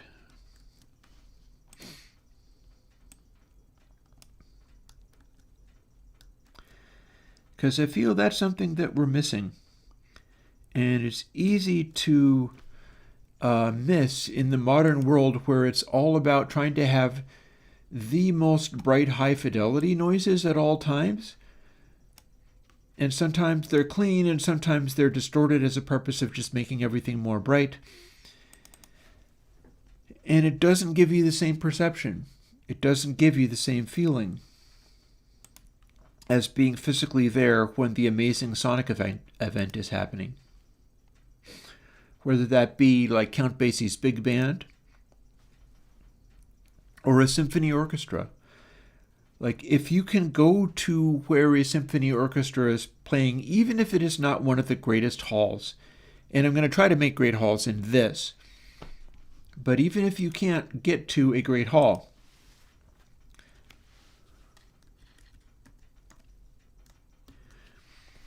it's worth experiencing that, just to know what it's like. Because understand, it doesn't have to be a symphony orchestra. That's just showing what that kind of sound can be. But like I've got the modular synthesizer behind me as well. If you took a bunch of little guitar amps and every single module ran its own little guitar amp, you'd have a similar effect. In fact, it's easier to get a hold of little amps sometimes than a full-on PA system. Those things get kind of expensive. But you could pick out little amps to work effectively for particular kinds of sound. Like you get a bass amp and you put your kick drum into that, and it's like, well, I knew I needed a bass amp for this, and here it is, and there you go. But then get a little Fender Champ and put your modular hi-hat into that, all of a sudden it can get really loud, but it's still going to sound basically right. And is this larger than 23.8? Oh, hello. Larger than 23.893? Why, yes, it is. We've got another keeper. 3 now. Cool beans. I'm going to keep that. And onwards we go. Yeah, domes and amphitheaters. Well, 353 doesn't get you into domes and amphitheater territory. That's along the lines of over 1,000. And I haven't really worked out which model, which weighting performs best on that. Like I've got over here this little chart that I did, which shows the kinds of generation that seem to perform better. So like my hall acts like it's probably going to perform better at larger spaces. That said, I don't know whether the algorithm that I'm using is scaling correctly. It might just be that if I scale it up and try to use the hall thing and then generate some enormous spaces, which I've got, like my early stuff was forced to use enormous spaces for all of its things because it wasn't very clean. Let's see, 343, 58. So 353 is my next experiment.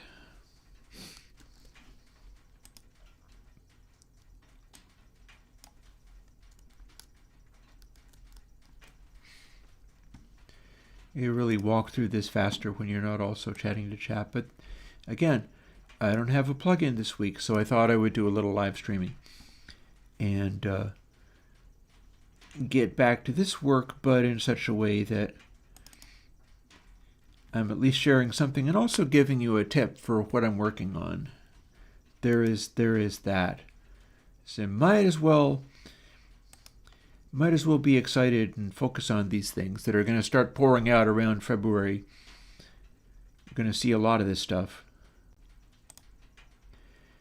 I'm quite excited about trying to replicate what I was doing in ClearCode, but all of them are incompressibly high quality. And then I can just put out a ClearCode 2, same thing, but a whole new set of sounds, all of which I hope are going to be even better than the ones in ClearCode. That could work. As you can see, there's a lot of work that goes into it, but it could be well worthwhile. I'm also toying with the idea of doing plates in that way. Let's see. Firstly, let's save as.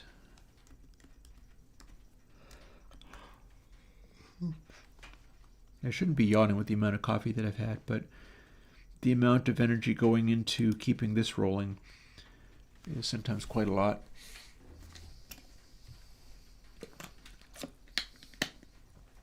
Charging ahead and making sure that it all goes.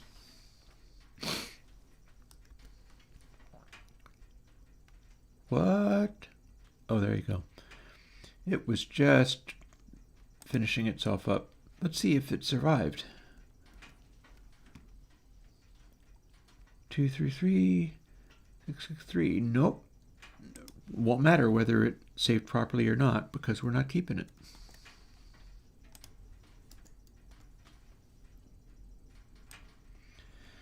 I think this workflow is tedious, but it's better than what I had before, especially since all of the end products are defaulting to, like, there was a real correlation between how incompressible stuff was and whether it did multiple positive flags, like red or orange or green, purple, all of these flags meaning different things, but if they were incompressible across the board, more likely to have other positive qualities.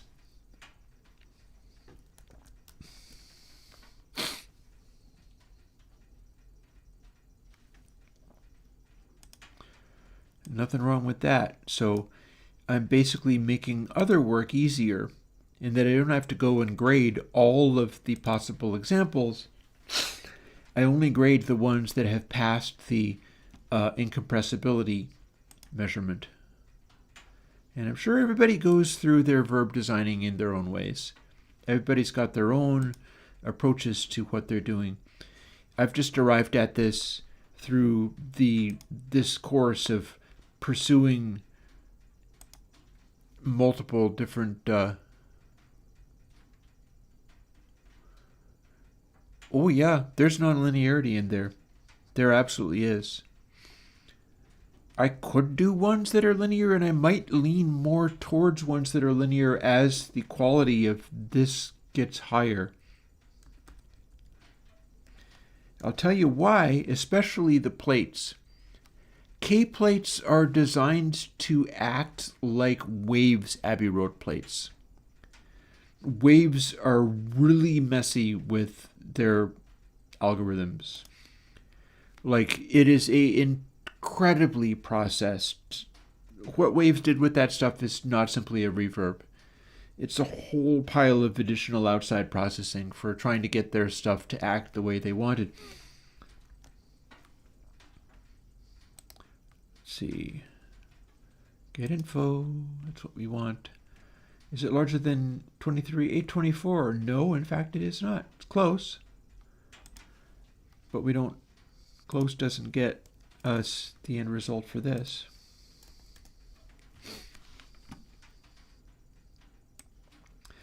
Yeah, so I'm kind of like not thrilled about some of that, honestly. I am not thrilled about how much dicking around I had to do with the K-plates to make them act more like the Waves plates. I felt like that was inappropriate processing, that it wasn't good. And yet the target was make it act like these other plugins, and the other plugins happen to have a bunch of something going on. Hard to say exactly what. Maybe these all just do a lot more all-pass filters. I'm not really sure.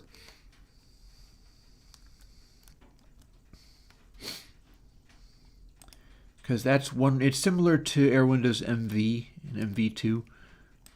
That's one way of making it so that the attack is just all gone and then the sound goes poof.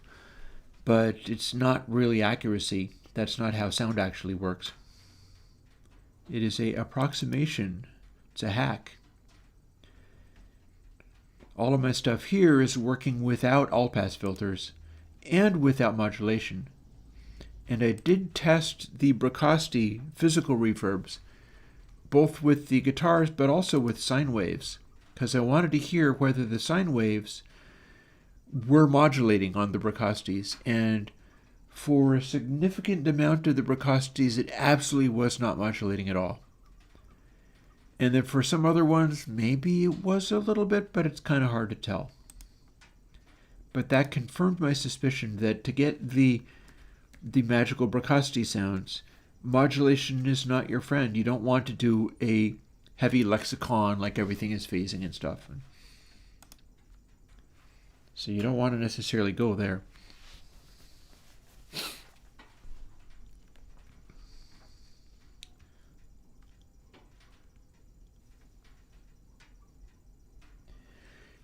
The fire is quieted down, but it's actually going hotter than it was because of that catalyst. I gotta say, I'm very happy with having the catalyst working properly. That might be the trick towards retaining my ability to stay warm throughout the winter. Are we larger than 23756? No, 23549 is not larger. Boop.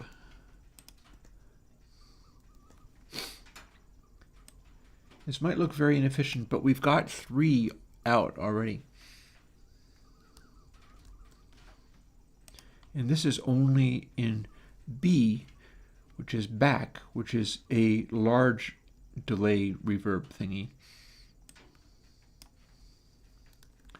Let's try 306, since 326 did not work. Or, I mean, technically it worked, it just didn't reach the highest grade of, like, I'm limiting everything now by this, because it's cutting down the amount of derping around accidentally that I have to do. It's lowering my workload quite a bit. Very likely everything that I do here is going to score highly in one way or another, and then I can just check compare between all of these ones. And we're getting sounds like this. Off the laptop, anyway.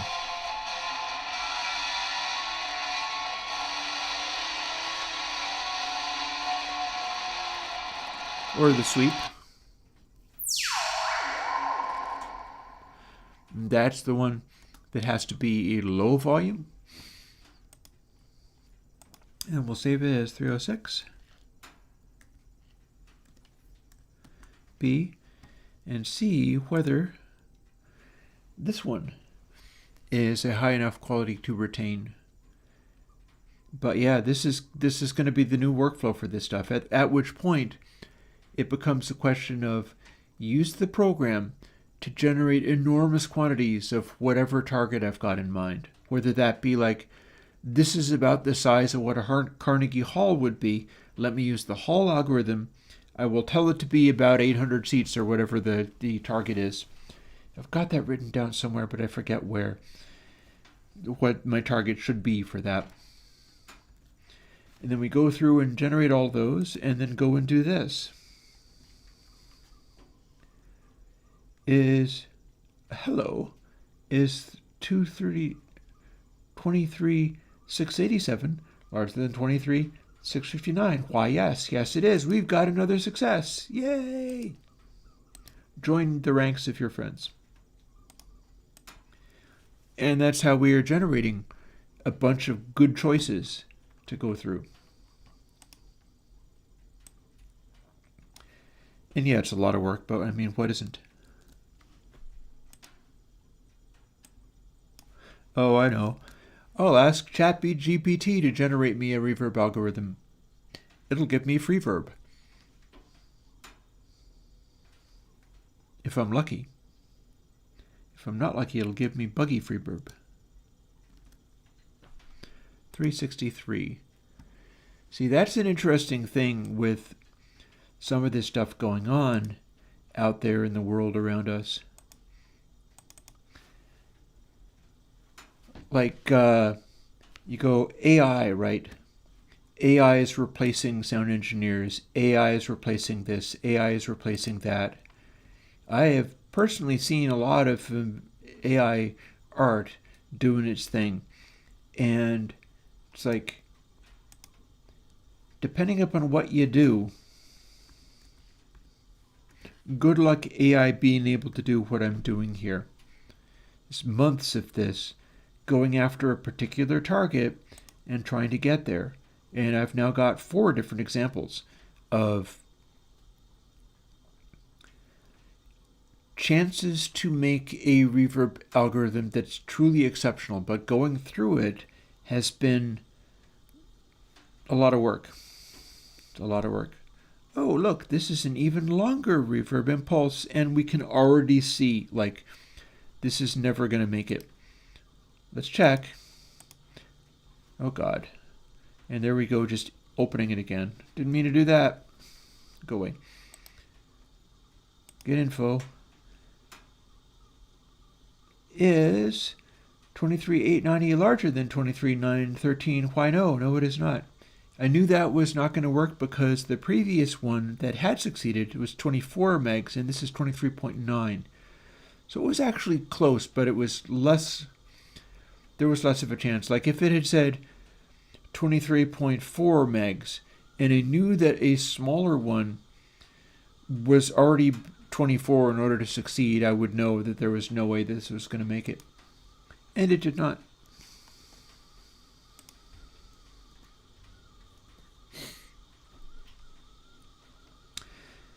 Well, this is kind of how the good digital reverbs manage it. And when you say good digital reverbs, part of it is not the algorithms. It's really not. Part of it is the electronics.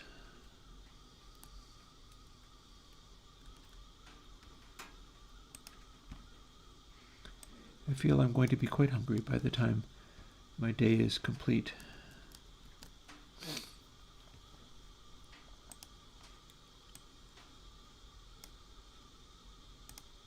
We'll go into 4, and then I'm going to make food and get ready for the rest of my day. Oh, Quantac, yes, I've heard Quantac's on YouTube. My hope is to do the DAW version of those things, which doesn't mean mimicking what those versions did. I feel like DAW versions, you need to do other things. Much like doing a DAW version of a mixing board turns out to not be at all like mimicking every detail of the mixing board. Weird, but true. So with a bit of luck, I can get to the target of getting the effective end result of that target, but using very different approaches because we're in a DAW. So all of the stuff that we deal with in digital, there's different handicaps to it. I'm working around these very different handicaps.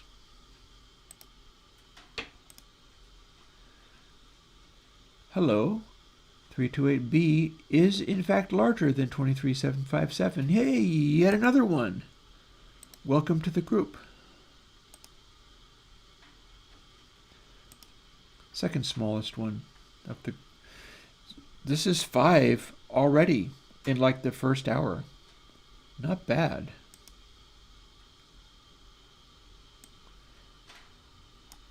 I am in. Now, you can maybe hear the kettle is starting to boil, so the air won't get too dry now. 331.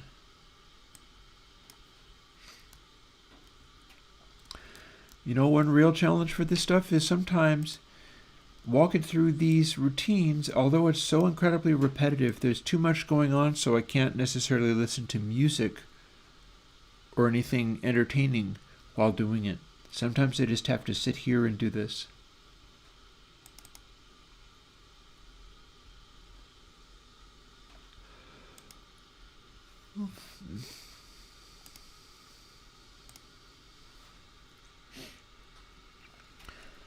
However, the end results are well worth it.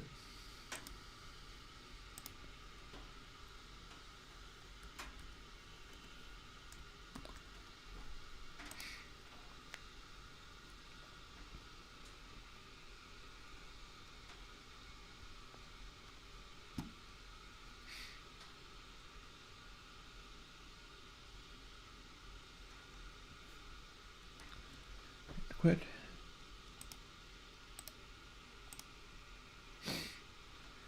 Larger than 23,776. Nope, that is not.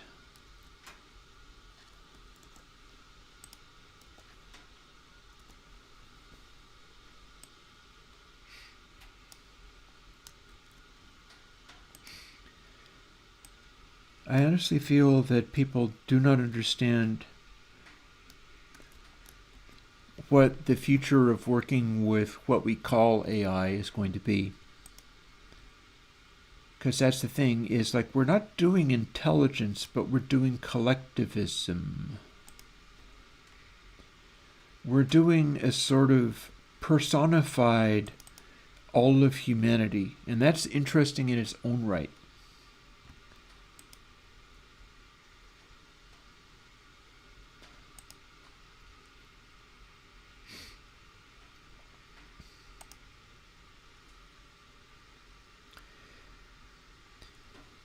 If you wanted to study what is the, like most beautiful woman or something like that, AI is not intelligent, but it can be a guidepost to what that is, whether your expectations coincide with what that would be or not. Like, it is a window into how people actually work rather than how people think that they actually work. And that's a very interesting additional, by the way, I can show you how many of these I've thrown away, by the way. We will eventually fill up this entire SD card, which I did last time I went and did this. 55-second warning for ads.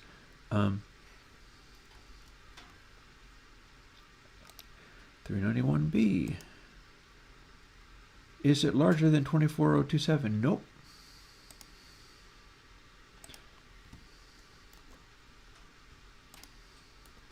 Delete. So we've made 5, but we've thrown away this many. Weirdly, that's 3 times over. I don't know why I threw that away 3 times over. So our batting average is a little less than a third, which is amazingly good, honestly.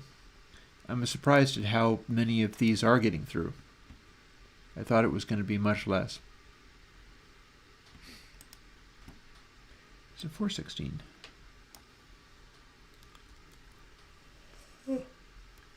Good. Excuse me. This is important work, which is not to say it's fascinating. The only reason it's holding my attention is I have to, or I won't be able to do it at all. But it gets you get exhausted doing this kind of thing. Your brain is burning so hot for so long, keeping it up, keeping up the level of attention. You start failing the attention and derp it and do stuff wrong. I don't want to do that, so I'll do my level best to continue paying attention to all of this.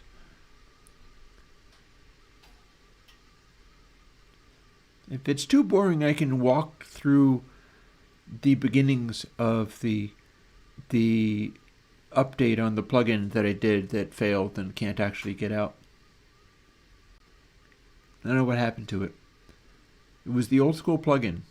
It was, in fact, the old school plugin, but something about it broke. And I need to take the new school plugin, AU version only, and update that, because it's relatively simple to take the new version, which works, and then add a particular kind of offset to it and scale it in such a way that I can make it do what I want. It won't be quite the same, but it will be same enough. So let's see, we've just generated 416B and saved it. How does that stack up? Is it larger than 24.119? 24.172 is larger than 24.119. We've got another keeper. This is going really well. Maybe it's just the size of them.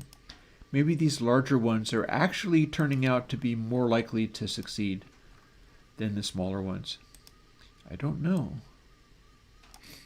But remembering that I can still compare the other ones, it is all good, as they might say.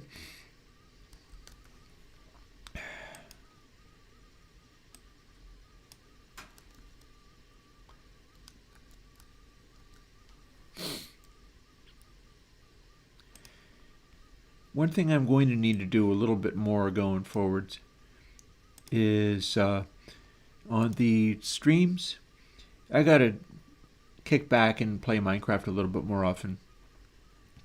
Last time all I did was I went to another person's build and like cleaned it up because it had taken a bunch of hits from Snowball Madness issues. Ones that produce bad results. And I just thought I'd patch it up, and that turns out to be an entertaining thing to do. It was pleasing.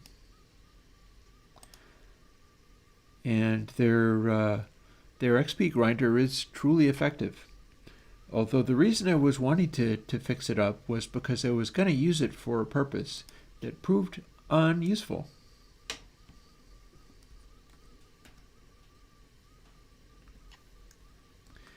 I wanted to boost up to huge numbers of XP so that I could then spawn some slimes on the roof of the nether so that you'd have to stay underneath that overhang leading towards the XP grinder. Otherwise you get smushed. But I did it, but it didn't work the way that I wanted. Get info. Is it larger than 897? Nope, it's 791. Boop.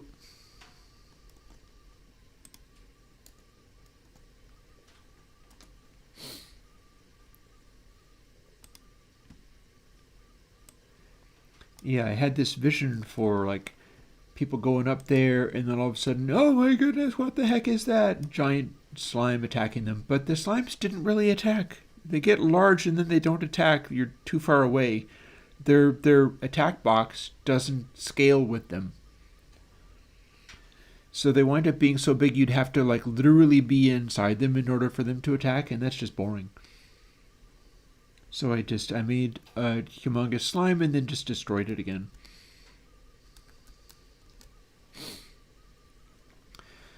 But it turned out to be an amusing way to spend some time anyhow. And that's really high on the ranking of things going on in January. In fact, this whole year has been a lot like that. The whole year has been just sustainability year. It's been the year of learning how to keep the flow of this stuff going. And I want to keep, there's stuff I want to do in the work that I do. As you can see, I want to reach certain results. I want to bring those results to the world and then let people have them. Because I have a very strong opinion that like ability to make affecting, awesome, cool music worthy of going to Abbey Road and having professional guys help you bring that to reality in their rooms with their classic consoles and things like that to the nth degree, these abilities do not correlate with that person has enough money and can afford to do that thing. Like, as much as I've got, I'm miles away from being able to do that thing. And there's a lot of other gifted musicians that are miles away from being able to do those things. Is 23743 larger than 808? No, it is not. Nothing's larger than an 808. What are you talking about?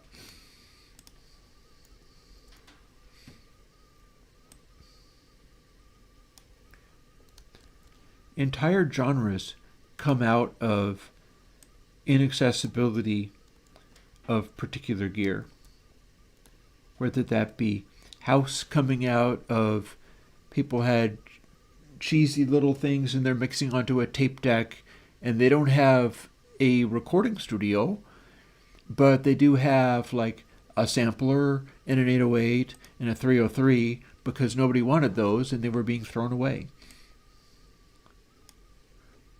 Until people used them and went, wow, that's an amazing noise. Let's make more of that noise.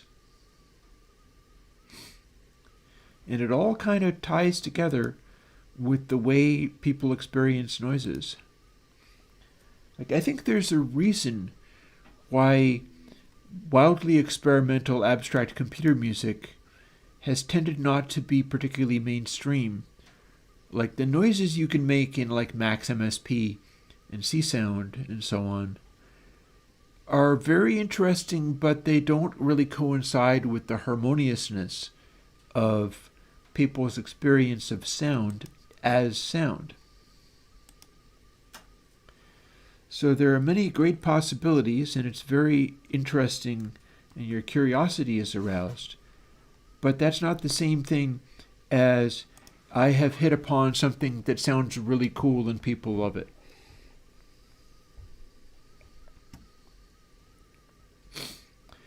Whereas some of the stuff that we've got out of technology, like, I mean, let's look at classic house music, for instance, while we take a moment to test this and see whether it is larger than 23916, and no, it would not be, so goodbye to you.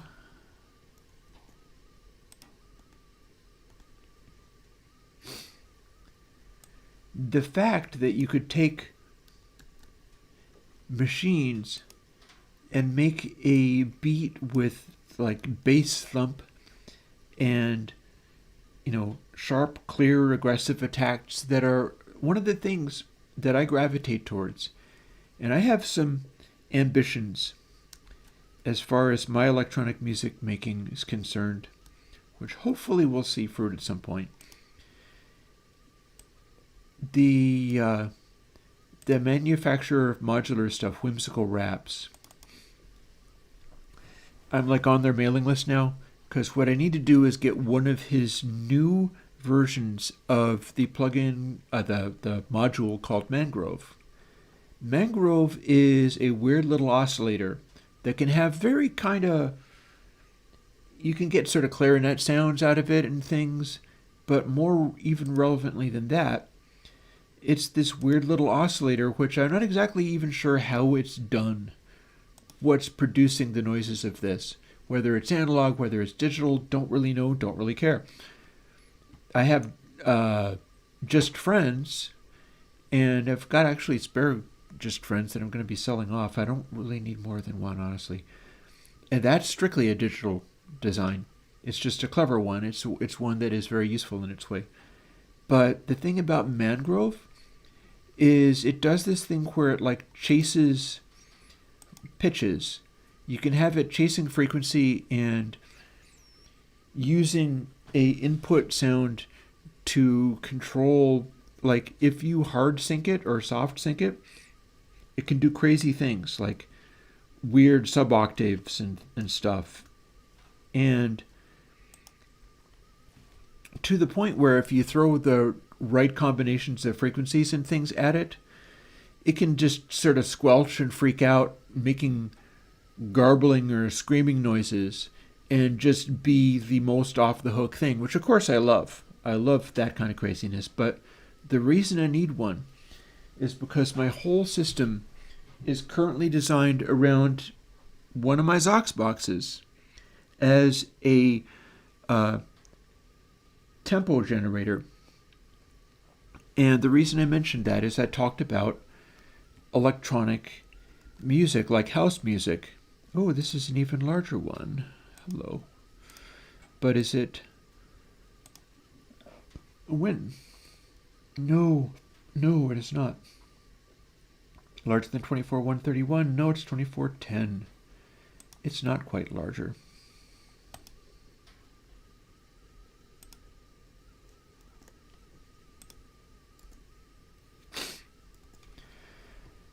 The deal with house music is not just that it was electronic, digital, computer, or whatever. That's not electronic. 808s and 303s and things that use Roland's DIN-sync, that's not electronic, that's electric. When you're dealing with that stuff, you're dealing with supposedly electronic synthesizers, right? But rather than really being electronic synthesizers, they're electric things. They're like a modular synth. They are firing off of a repeating pulse at the speed of the rise time of the pulse. So the synchronization that these things can do is tighter than MIDI, tighter than computers. Everything developed in the direction of MIDI and all that kind of stuff, but every step of the way, we've lost something while gaining something.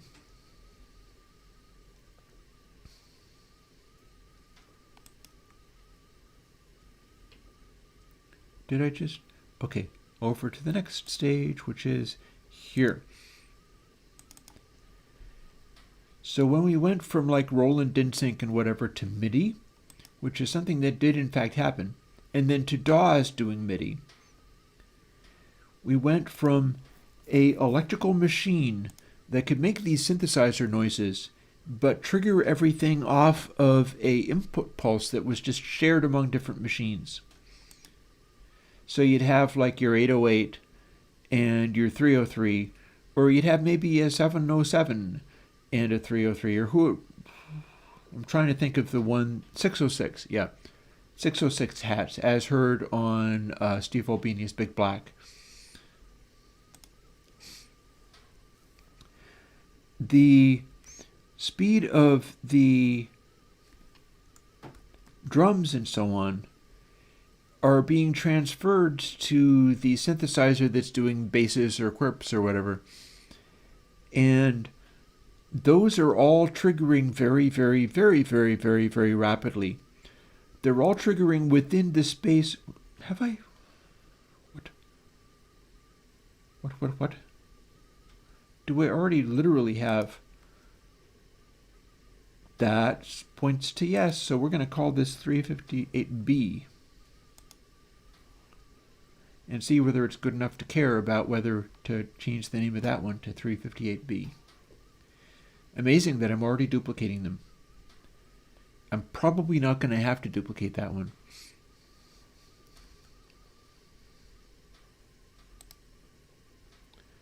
Get info. Is it larger than... Oh, look at that. Is it larger than 23,895? 23,947 point signs point to yes. We have two successful ones in that time alone, in that room size alone. So we're going to keep that. Signs point to this process going well. Anyways. Here's the thing. So much of that stuff is still attainable. It's still doable. Sometimes through nefarious means. And by that I mean like Behringer is making those things now. And typically with the end result of like, you should be able to use this with your existing hardware, and we're duplicating the circuitry, meaning that they're duplicating DIN-sync. which I think is usually how that works. I could be mistaken. It's possible that they haven't actually done that part, but you'd think they would, and I think it's very likely that they would. When they did the Moog Model D, they didn't just write a program and have a Raspberry Pi do it or something. They did the actual circuitry. That means that stuff becomes accessible, and things like it can also be accessible.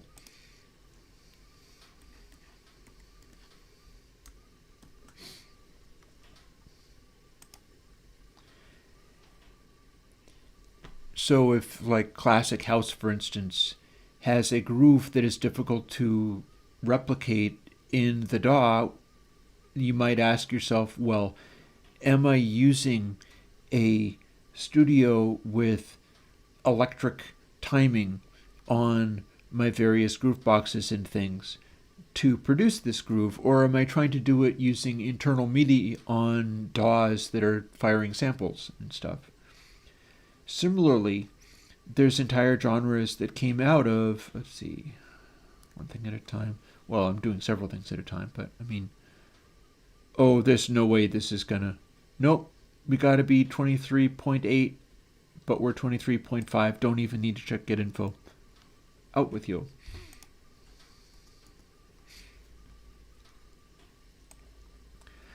There's whole genres that came out of sound trackers, for instance. Psytrance does very well with trackers. And trackers are a similar kind of thing where it's maybe a little primitive sample-based thing. Not that sample-based is always primitive, but soundtrack primitive sample-based, I would say, is all those 8-bit samples and things. Mods and S3Ms and such.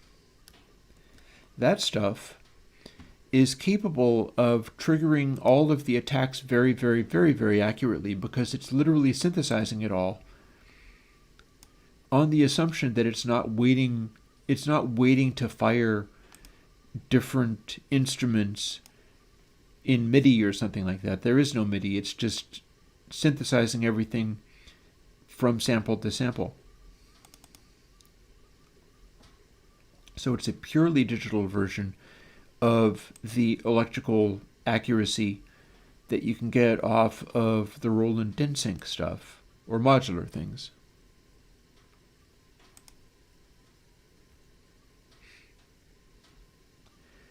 And as much as you can do a thing of let's bring back the 60s or 70s, let's get musicians who are playing instruments without a click track to each other and the band is grooving together, and then we're recording it down into tracks, and then we're mixing it down, and we're making that particular thing. You can also take the same techniques, but then work on the basis of, like, electrical synthesis or instruments or Roland groove boxes, things like that, where it's doing another thing, but there is a kind of life and interest to that other thing that you're doing as well. It doesn't always have to be humans doing human stuff. It can be machines doing machine stuff that happens to be more direct than AI-generated or DAW-synthesized, MIDI-driven things of those nature. Because it's all about what the restrictions are of any given thing. Ooh, second to largest. Is it larger than 23,754? Not even slightly. I could have found that out without even looking. Boop.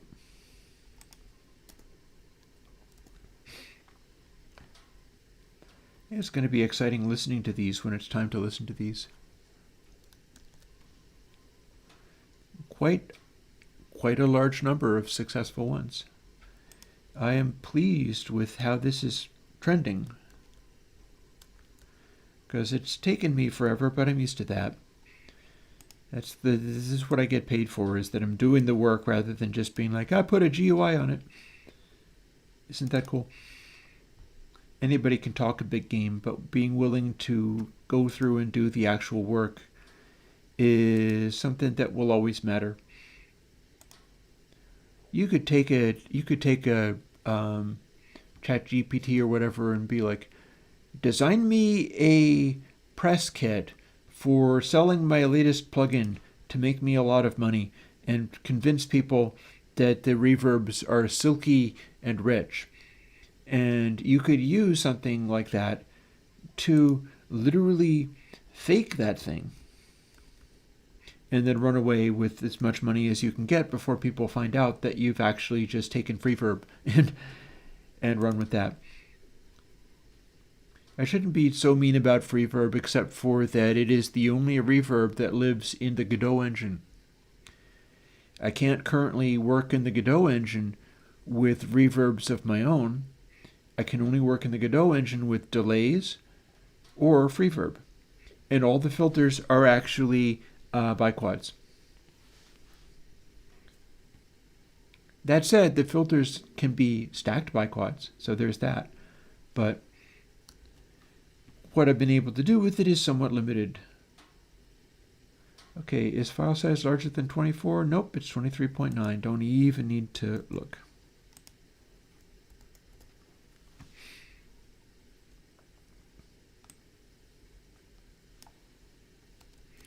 Sometimes when I do this work myself, especially the color coding thing that I was doing earlier, I'm kind of muttering the relevant things that I'm trying to do with it as I go, talking to myself rather than talking to chat. And it's like, okay, dragged over to the components. And then over to here. And it's much less engaging, kind of maddening, honestly, but it helps me remember where I'm at in the process as we do yet another one of these generations. And then save as, and 324B.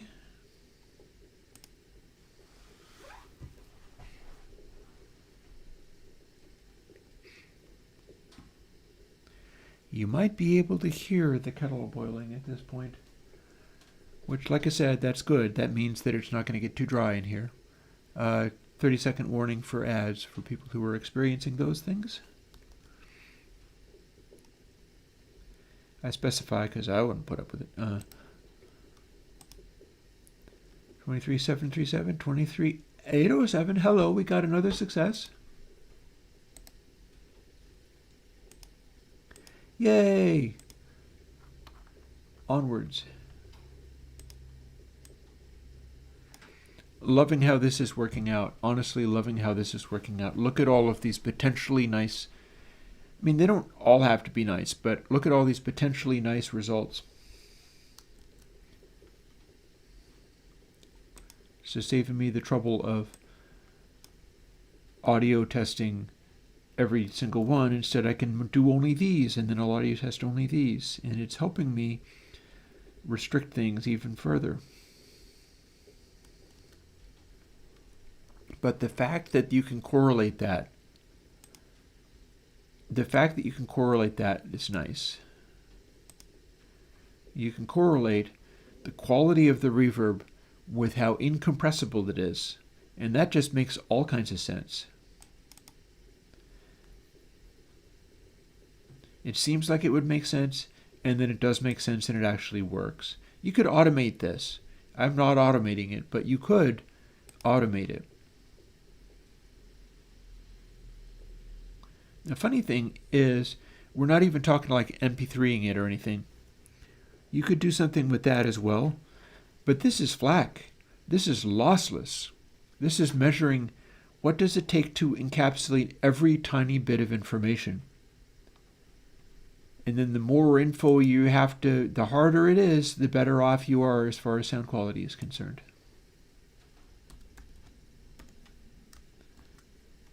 And the easier it is, the worse off you are.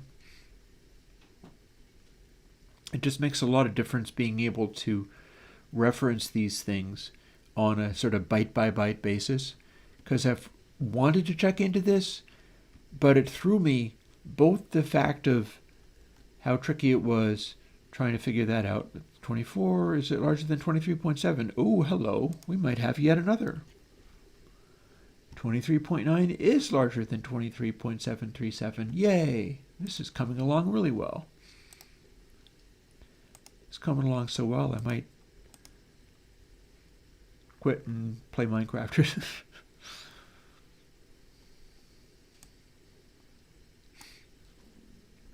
If this is going so well for the B, which is back, which is a Hall-like algorithm, I'm curious what all the other ones are doing. It is possible that some of these are just proving to be generally easier to get successful results from.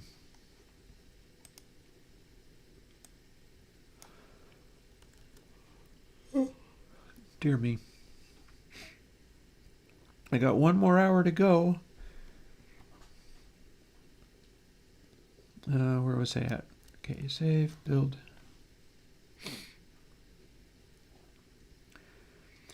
But another thing I do like doing is sharing these ideas. Like, I'm trying to get somewhere with all of this. And what makes it trickier is it would be all very easy if I was like, the best sound in the world is Frank Zappa and the Mothers, Fillmore 71. Nothing is as good as that, end of story, that's all we need to do.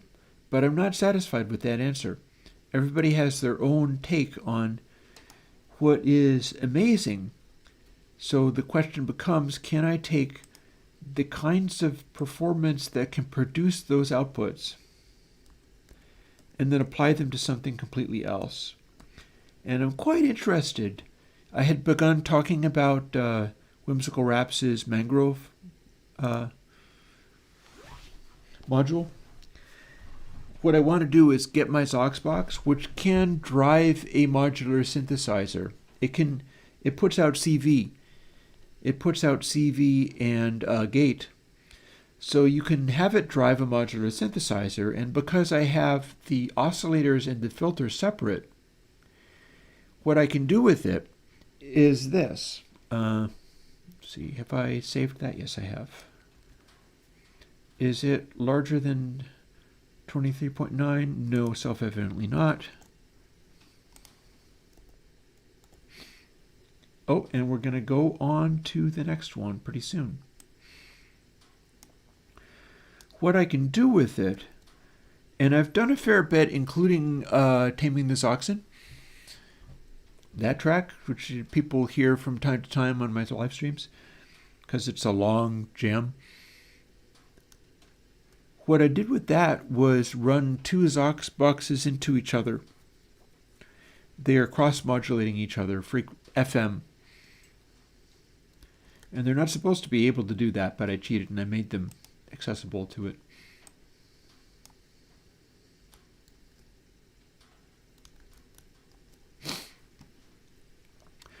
The thing is, if I can do that, I can run a oscillator from the modular synthesizer into the Zoxbox and then have the Zoxbox's wonderful filter apply to that. And there's a bunch of stuff I can do there because it's not only a wonderful, very simple filter, it has that particular tonal quality to it. And it's a pretty darn good version of that. So I can run a modular synth filter into it, oscillator into it, but I can use the Zoxbox's internal oscillator to like resync or retrigger the external modular synth one. But here's the trick. If I retrigger and resync a Mangrove, it'll freak out. And the one that I want is the new Mangrove, which you can't even necessarily get those anymore. Like, there's a new version with extra inputs for different ways of retriggering the analog waveform and stuff, and there's a bunch of things that you can do with it, with the new expander that it has. And it's just like, yep, need to get one of those and plug it in my Zoxbox. because there's only one thing that I can do with running them into each other, which is cross-modulate, which is just make a particular grungy kind of horrible noise. But if I was to use that same technique to resync a mangrove oscillator and run that into the Zox, then I would have a distinct quality for anything that I was doing with the Zox, which is the basis for the timing of the entire system, the entire modular system. The Erica Synth's drum sequencer is timed off of the MIDI in from the Zox box, but the Zox box is not really sending MIDI notes. It is sending a DIN-sync style click from the Zox box to the drum sequencer, which means I've been able to get really tight rhythm sequencing off of the Erica synths triggered, synced from the Zox box. It does a really good job of doing it because it's never actually sending any notes. It's only sending the timing pulse. It's faster than DIN-sync, but it's still a timing pulse. It's like PPQ 24 or something like that. Or more, I forget. Let's see, where are we at? Quit out of here. And is 23.7 larger than 23.9? Ooh, goodness no. Out you go. I just feel that I could be putting together music that is using that technique, using that quality of electric synchronization,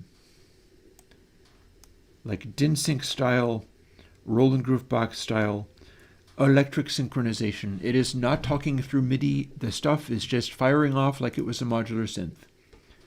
Aggressively tight sequencing.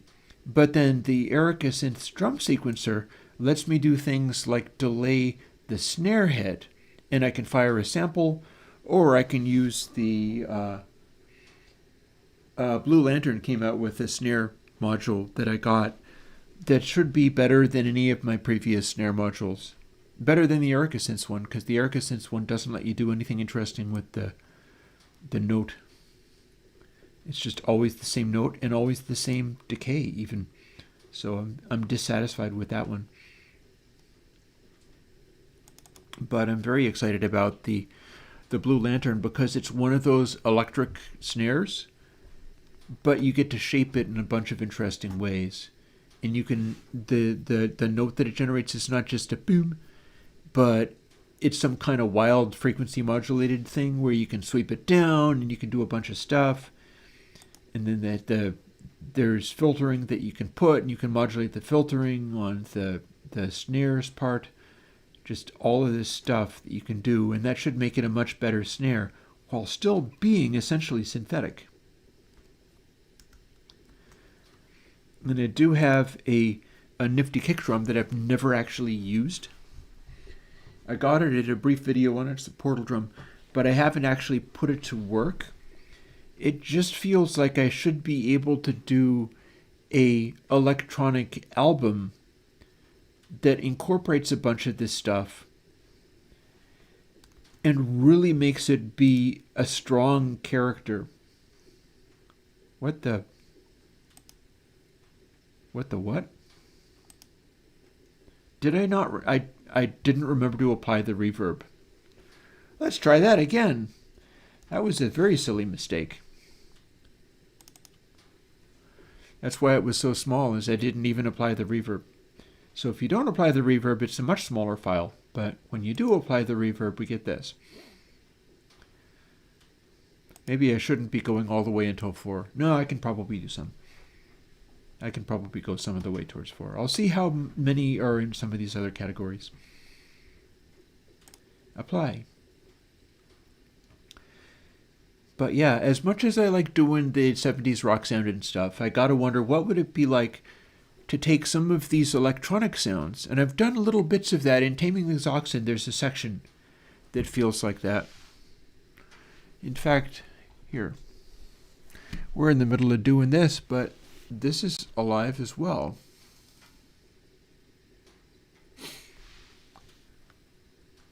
Let's go through each of these steps. 362B, but this time it has a reverb on it, and I'll be able to see how big it actually is. But I've got stuff in Taming the Zoxen.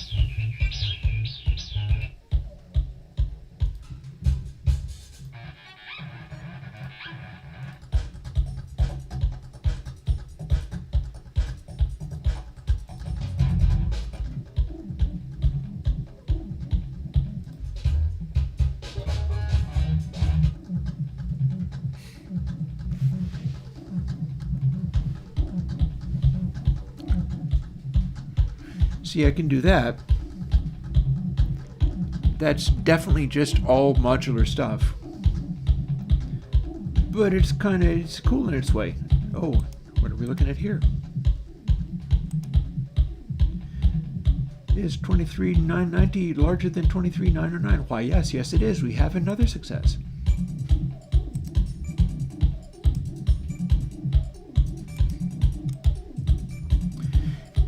And that is me playing a Farfisa organ along with the modular stuff.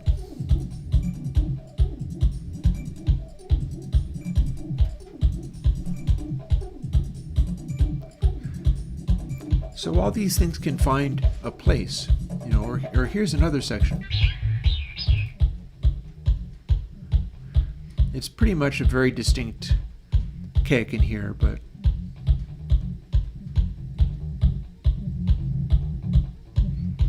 and you can kind of hear how that's the Zox box doing its thing, but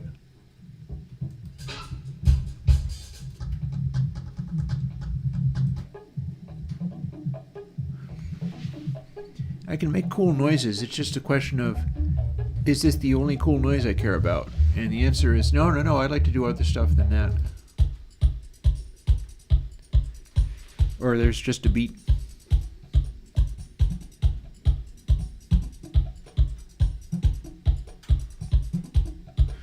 I could do stuff like this too and just explore with it.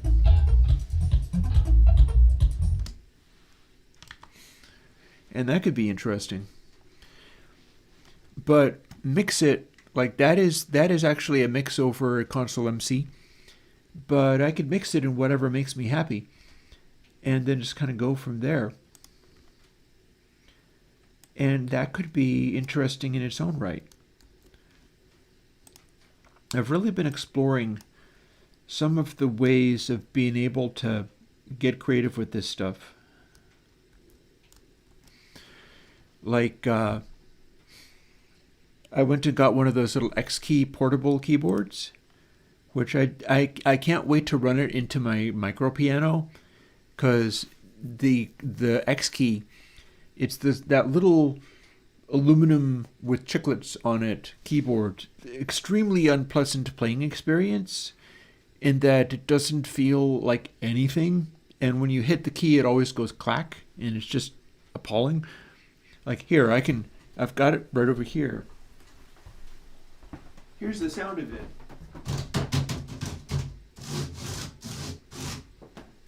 Maybe you can't hear that, but ooh, and I could throw another log on my fire. Well, let's walk through this one thing at a time. I do believe I have just made 355B.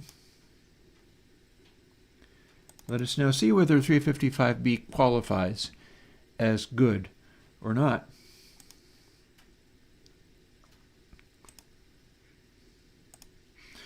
But the thing about that X key is it sends polyphonic aftertouch.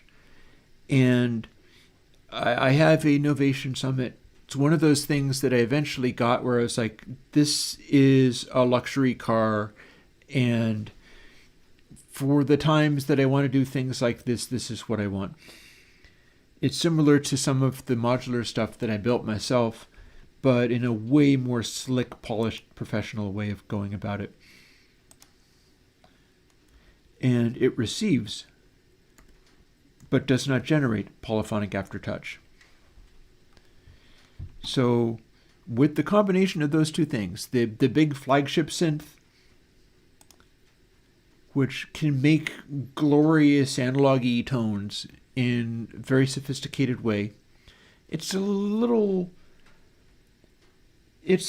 make noise coasty. It's a little excessively pure. Doesn't really do dirty raunchy by itself. I do have a Alpha Juno for that.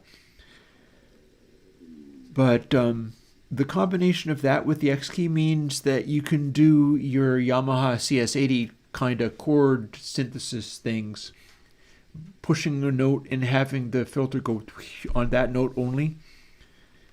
And that's another thing that can be added to the synthetic stuff that I'm working with in such a way, anytime I want to go there. Is it larger than 23.883? No, obviously not.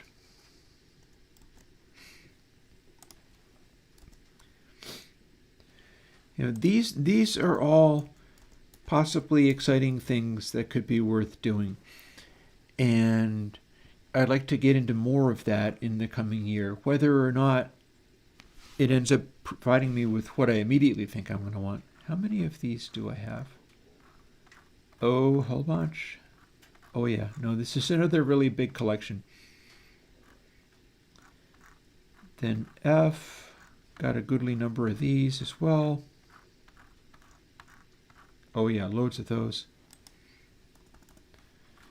H, very few. U, fairly large number of those.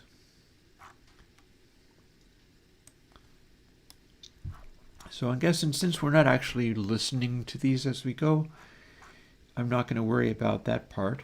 And instead, we're going to switch right from 362B to 213C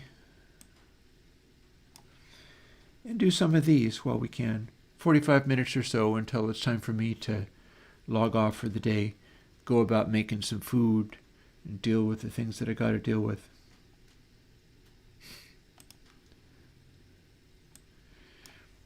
When you were just a little indie person, there's always things that you got to deal with. Like I was slowed down over the last week because I had to carry mountains of firewood around again.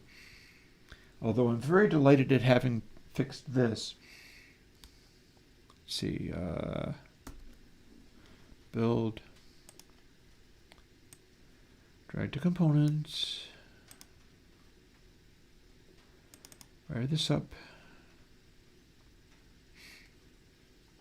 apply the effect rather than just saving the unmodified sound.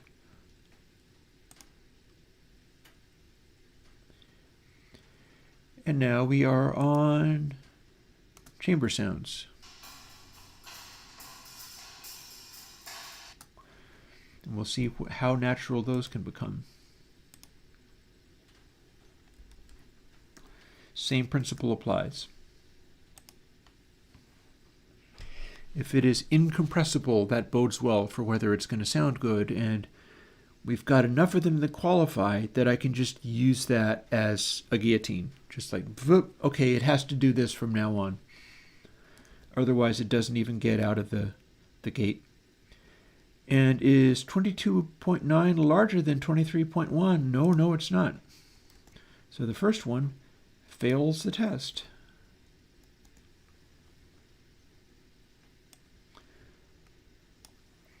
I'm glad I don't have to do this all with pen and paper. There have been times when I've been experimenting with this stuff. Copy, paste. Where I've been experimenting with this stuff. And I'm trying to calculate the stuff out on pencil and paper, pen and paper. That's not necessarily fun. That can be a little exhausting. But yeah, being able to, I'd like to be able to say show up on Tuesday or Thursday for a stream and go, okay, here's what we're going to do. We're going to make a cool ambient album. You know, it's 9 in the morning. By 5, I'm going to have the ambient album finished, or at least I'm going to have the tracking for it finished. And then just dive in and do stuff. Make stuff up, make something happen. I can probably live with like mixing it, although it will probably be pretty finished mixing if I do something like that. But I'd like to be able to do that and then have the result be so good. It's like, okay, this came out super well. Here you go on YouTube. Here's a link to it on Bandcamp. And hopefully Bandcamp continues to survive, which is anybody's guess as to whether that's going to happen.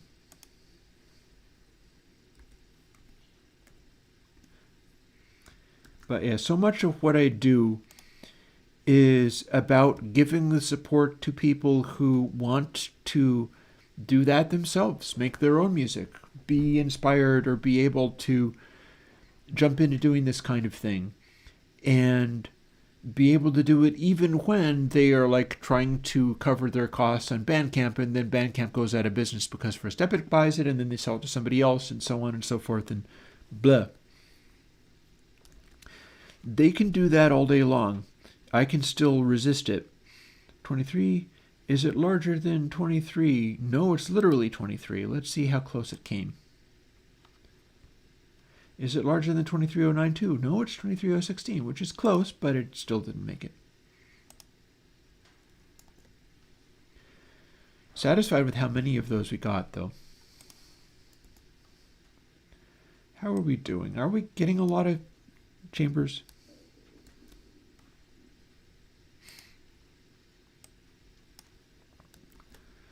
My stomach is rumbling, but that is only showing that there are other things that I must do besides just this. One of them is going and eating food, but I'll do that in time. That's why I'm laying off at 4 rather than pushing it as late as I possibly can. Give myself time to make dinner properly. One thing about the live streaming days, though, is it's a good way to lose excess weight. Jump into doing something like that, and you're talking the pounds away. Goodness gracious. I think that it's probably going to do another one of its jobs, though, which is, although it's strenuous, repeatedly live streaming and talking people's ears off for 8 hours a day. I was singing in the car back home coming from somewhere, and it felt like I had a little bit more control over the notes I was making and stuff, which should happen because those muscles are getting way more exercise than they usually do. But it would be nice to be like, oh hey, I can sing now, and actually hit notes and be accurate with them because I'm not too physically weak to be able to do that. I mean, wouldn't that be cool? The file size larger than 23? No, 22.8 is very definitely not larger than 23.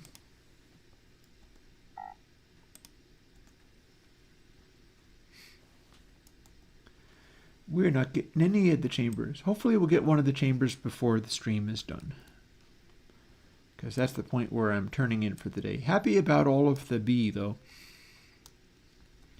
That means we're going to have a whole bunch of stage-like sounds. And I can always extend the resonance, I can always extend the feedback of them to stretch out that decay longer. That is most definitely a thing. Let's see, where are we at? We have not yet built. Okay, build. Yeah, there's ways and ways of doing all of these things. It's fascinating looking at all of this in the context. It's like being an artist who is looking at the onslaught of AI art coming and doing things, but their specialty is being a watercolorist or a sumi ink Japanese painter. If your whole deal is, I can pick up a bamboo brush where the end of the brush is like yay big and put it down on a piece of paper and draw like extraordinary things that I just think up, and I can control the ink and the brush in that way, it's like you're not really replicatable. You can't actually take the AI and do that. You can take the AI and kind of fake it, but you could be miles away. you have to generate the library of stuff in order to be able to try to copy it. And then the copy is going to be miles away. Let's see, where are we at? 212C. Let's see how that does. Specifically, let's 212C how that does. Oh, and while I'm waiting for that to save,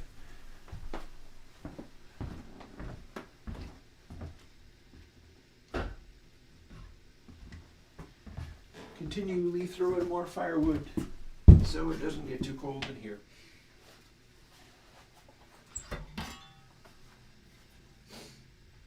I want to open that while the door is still closed, or it will spew smoke into the room.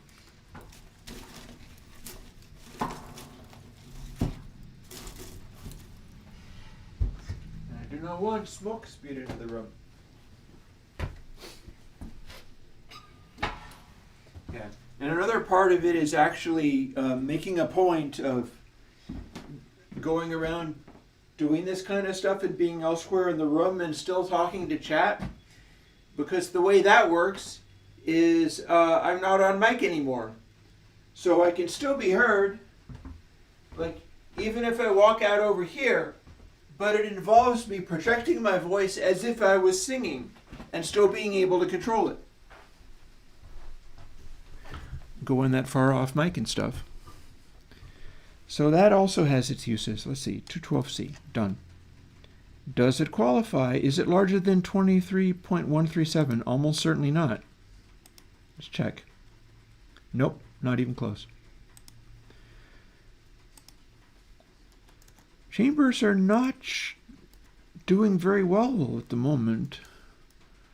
I'm looking forward to the first chamber that actually registers as being incompressible, because that's my litmus test. That's what we're shooting for.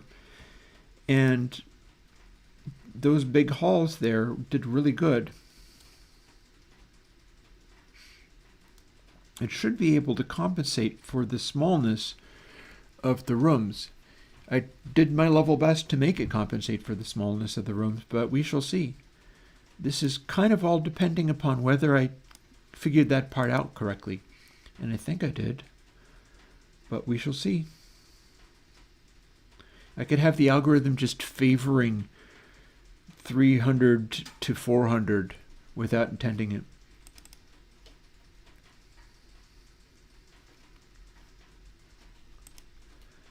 Which would mean that I would go through again later, figure out what I needed to do in order to straighten that out, and then I would have a new batch of sounds.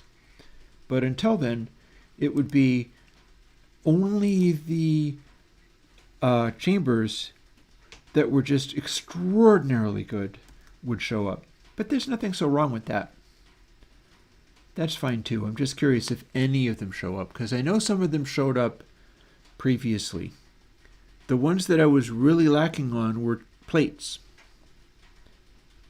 And I'm finding that F works better for plates than P does, even though they're a similar approach to verifying things.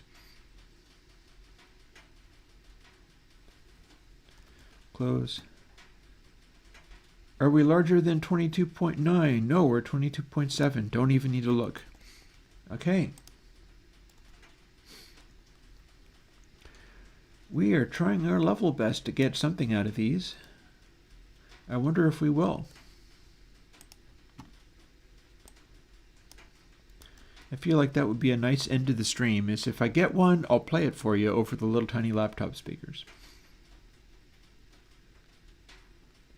Let's see. Save, build, there we go.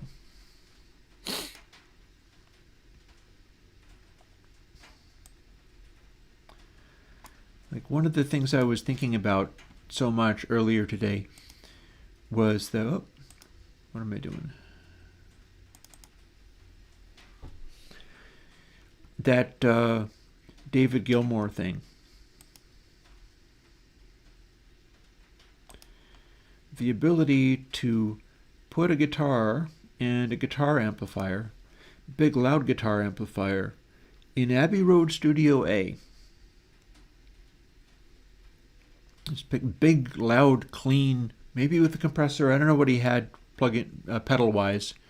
There's probably places I can look it up. There was a website called Gilmore-ish at one point. Might still be there, might not. 187C. And the idea would be to find out what he was doing, but it's mostly just very, I've got a guitar pedal that will do the Electric Mistress kinds of sounds. A guy did a version of that was pretty good. It's not a real one, but it's pretty good. So I got one of those. And you figure out what did he use for that. But then, 180 is larger than 22.9. No, it's 22.5. It's miles away. Boy, we're just having a terrible time with these chambers. The chambers are just not coming through. But then some of it could just be bad luck.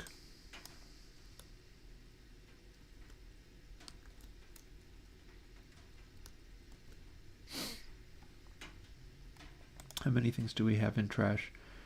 A whole bunch of chambers for one.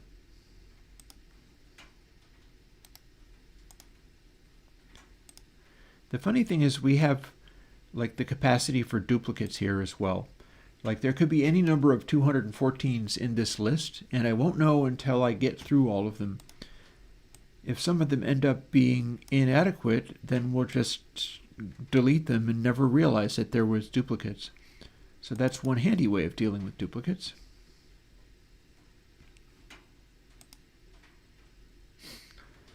But yeah, the idea of that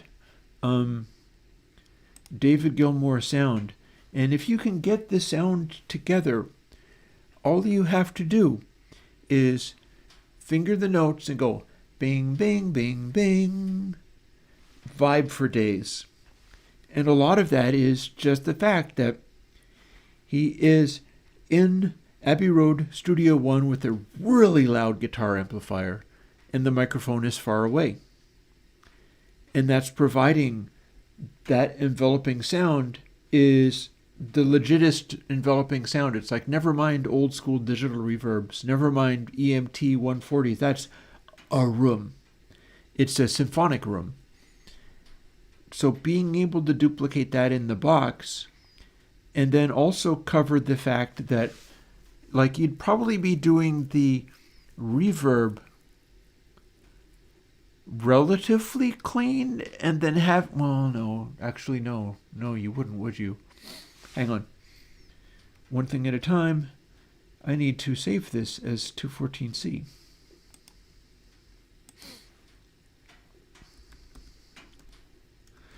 That's the thing, is your send to the reverb is one thing, but then the return into the mix isn't necessarily so overwhelmingly loud that it would hit the saturation effects of the mix bus. It wouldn't get all the way to the console, like MC bus or whatever, the console LA bus, and then saturate the highs there, because the reverb's probably not that loud. So there's other things that have to happen, because that's exactly the point. Let's see. Oh, we have to quit out of here first. What am I doing? Is the file size larger than 23,151? Probably not, but that's closer than most. Can we have get info, please?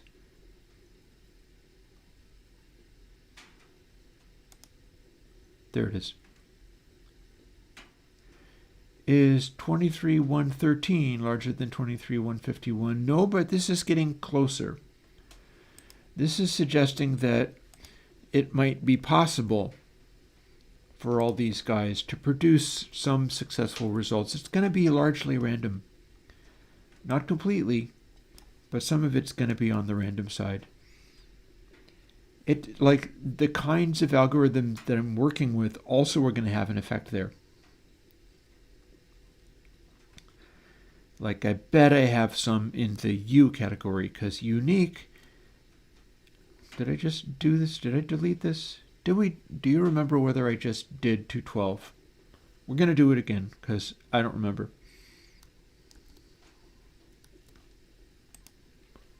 Yeah, it was 214 I just did. This is different.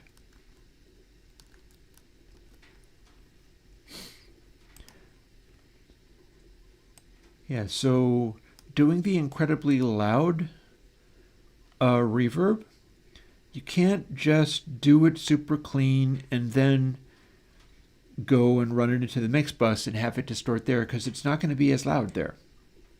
It's going to be a little more in the background.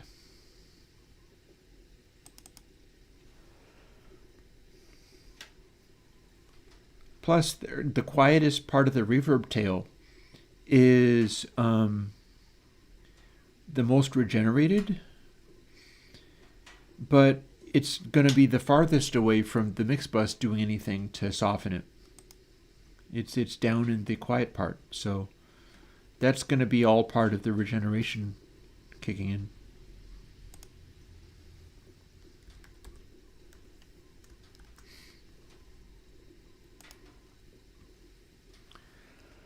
Let's see if we can get one of these chambers to work and come out as incompressible before I turn into a pumpkin and go away and make curry or something. Did I not apply? Again, I did not apply the, look, 11.9, that means I didn't apply the reverb, I just saved it. Clearly I'm pushing too hard today. This is why I take January and lower the pressure of doing amazing things every week, because sometimes you can't. Yeah, I just saved that without putting the reverb on. This is the reverb. Let's not hit Command S to save, because that would save it over the original.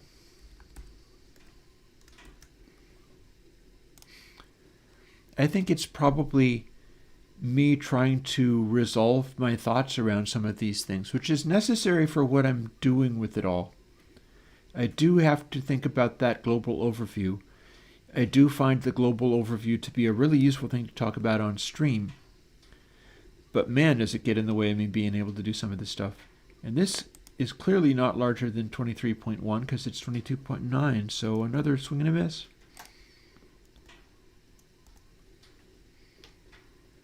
We'll keep at it.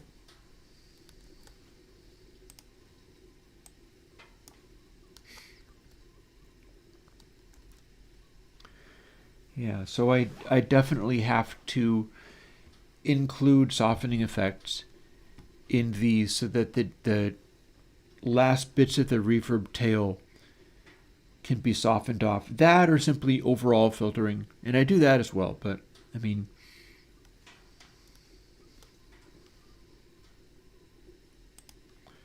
you can always do overall filtering.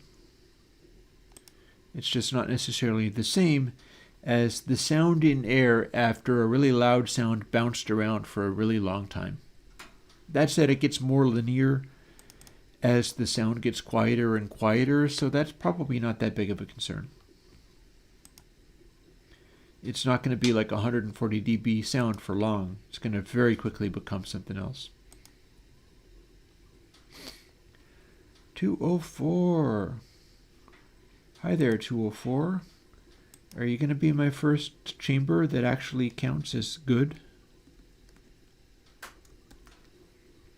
We're going to find out.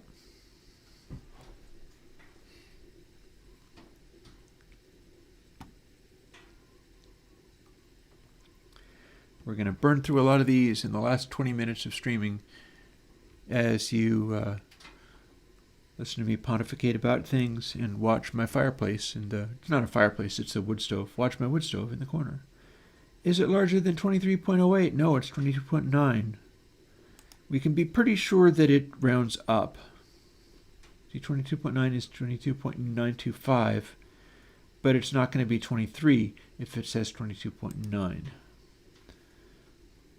Maybe we're just not going to get any chambers out of this.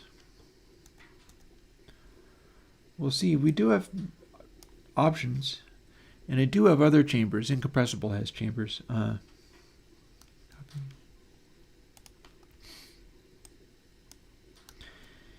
feel myself speeding up because I want to produce one of these and have it qualify for passing through to the next phase. I don't really need to have got them, but I wanna.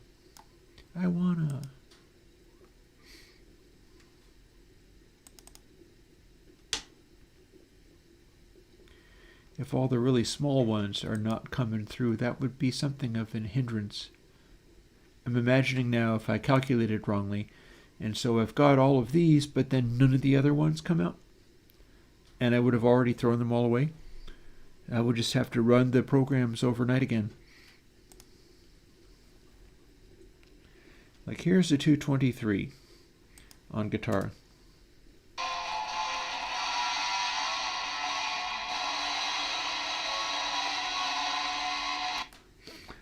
Kind of raspy, but then that's the laptop speakers as much as anything.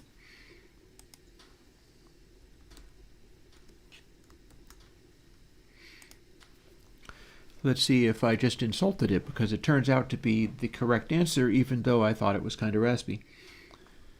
I'm thinking probably not. I'm thinking this would be peaking higher if it was really going to be good. But we'll find out. 23.1, is it larger than 23.2? Nope. Oh, no. We're filling up the trash really fast. Let's empty trash.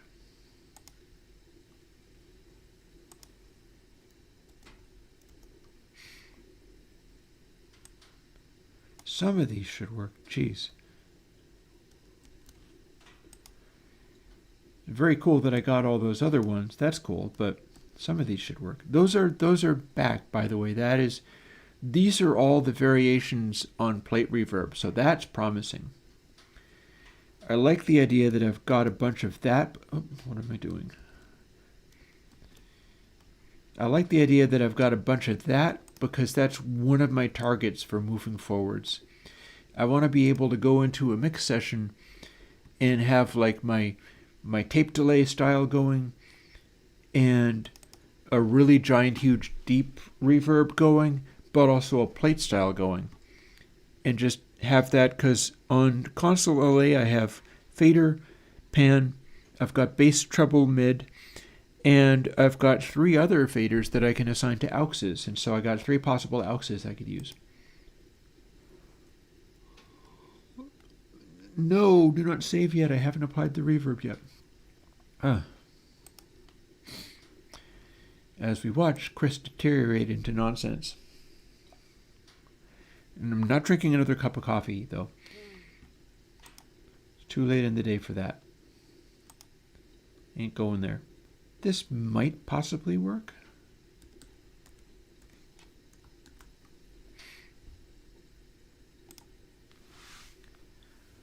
Some bits of it in the guitar section look like they might be loud, and that's one of the factors that plays into this.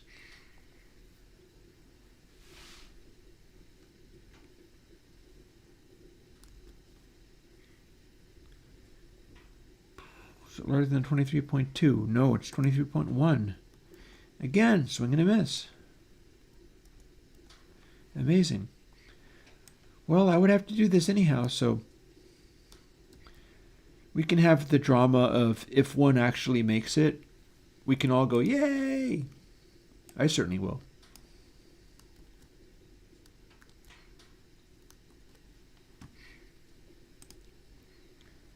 I'm definitely a little blown away by how much more trouble these are having than the others. It seems weird to me. Maybe I just had lots of more chambers to fool with, or I've spent much more time generating chambers, and so I had many more to reference earlier. And now I'm just going directly by, like, I have 10 chambers, how many of them are good? And previously I got a couple out because I had made 100 before. I don't know. Remains to be seen.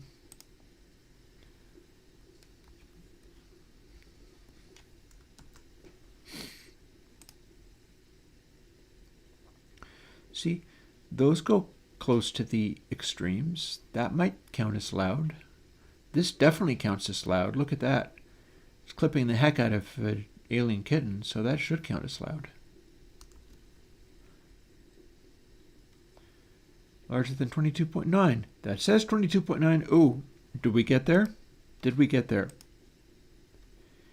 Is 22.904 larger than 22.924? So close. No, no. We were so close. You were the chosen one. Not anymore. Nothing to it but to keep at it.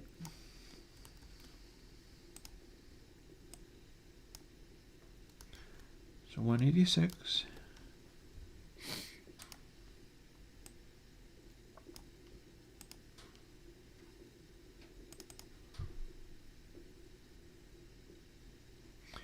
Yeah, I want to be able to set a synthesizer with pressure-sensitive filter sweeps in the Abbey Road Studio One, like the guitar is,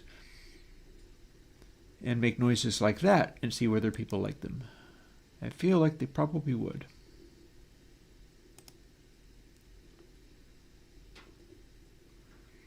I assume I dragged over the relevant thingy. If not, it'll fail. Actually, no, I had to because this is different from what I saw before.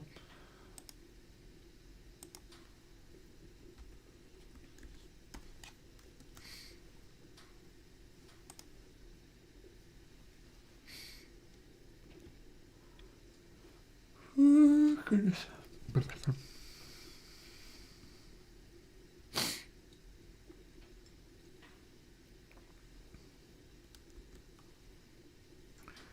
So 22.9, 22.7, nope. Instant fail. I really wonder whether any of these are going to make it. It feels like the larger ones should be more likely to succeed than the smaller ones, but I don't know if that's true either.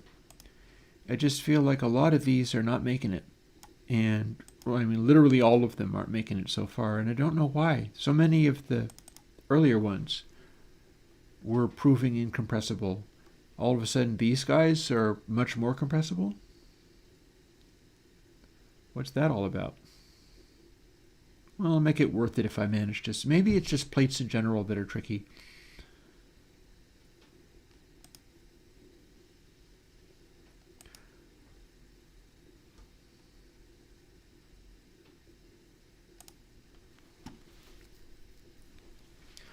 Stalling out at various spots.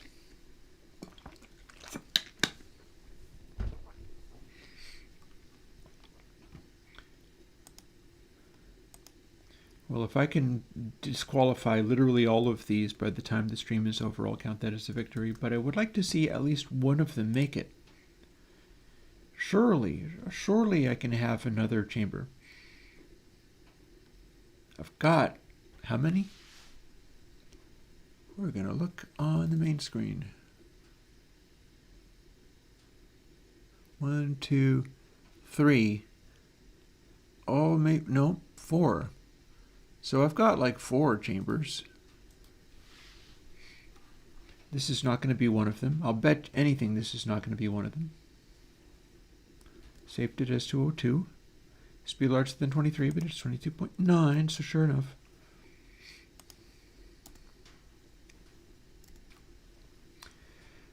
All the chambers that worked also had very loud output.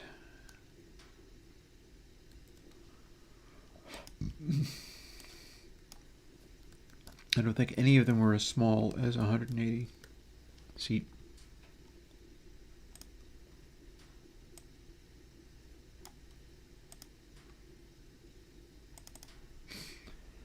How about you?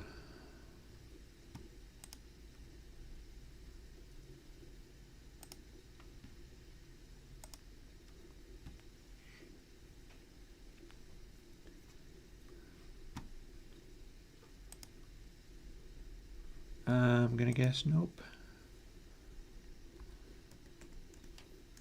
I do have to try though. Sometimes it's hard to tell what's going to be a loud RMS value and what's not. Like in bass you can tell because it's peaking out completely, but higher frequencies, not always that easy to tell what's going to register as loud. The peaks don't necessarily go all the way up. That said, it's larger than 22.9? No, it's 22.8. Again, boop, and boop. Wow.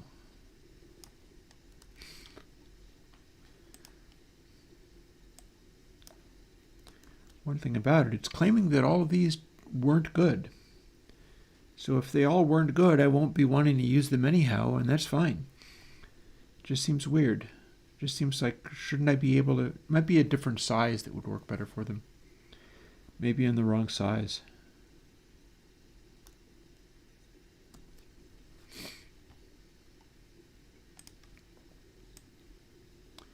Build succeeded.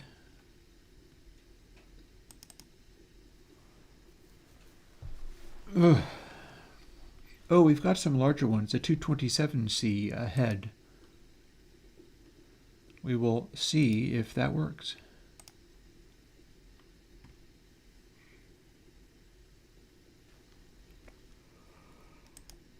Oh God, excuse me.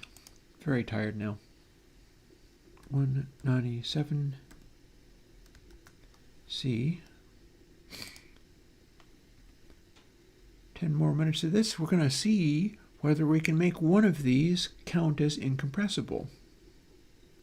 It has to be larger than what's depicted over here.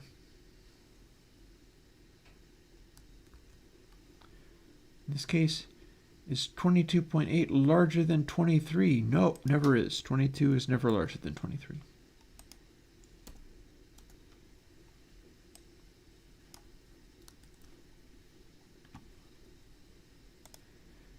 There's more of these that did not work out. All of the chambers are failing today.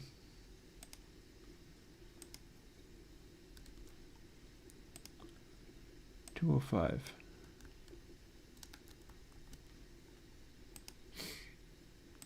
It's cool that all those back didn't fail. Those are big hauls, and some of them are huge, like 416 seat is pretty big. So that's bound to find some use. I just was expecting a little more from this.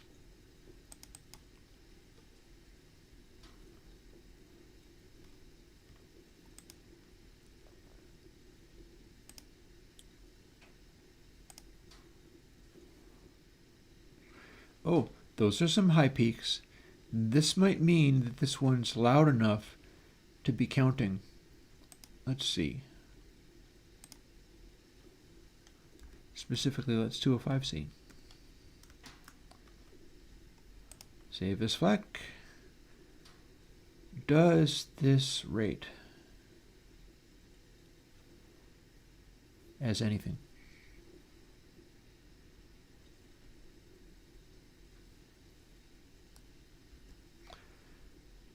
$22.7, not larger than 23. Again, nope.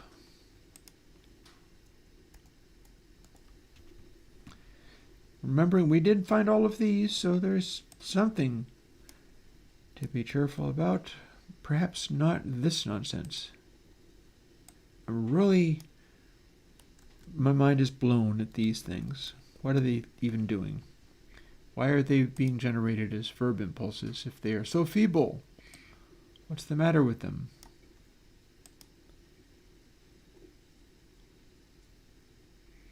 Can I get an incompressible chamber in here somewhere? Sound like a scientist. The incompressible chamber.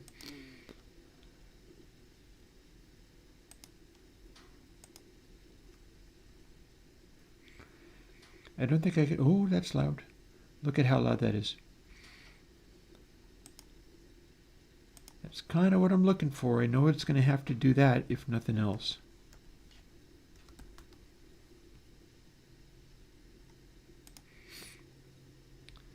Unfortunately, the larger the size, the higher the target goes, too. Very close relation.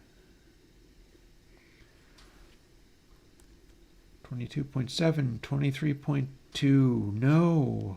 No, it fails. All of the chambers are failing today. Mysterious. You'd think at least one of them got kind of close. That's always possible. So what could have happened is the way that I ran it, it just stumbled into an area where all of a sudden it was spitting out lots of these before getting corrected and having to do ones that are better. So these could just be low quality.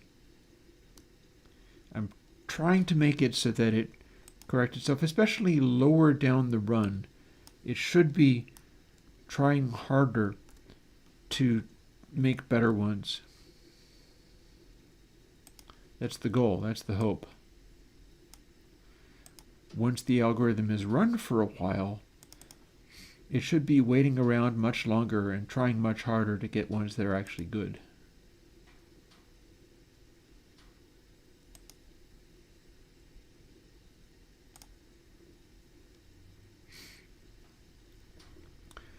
We're getting stuff like this.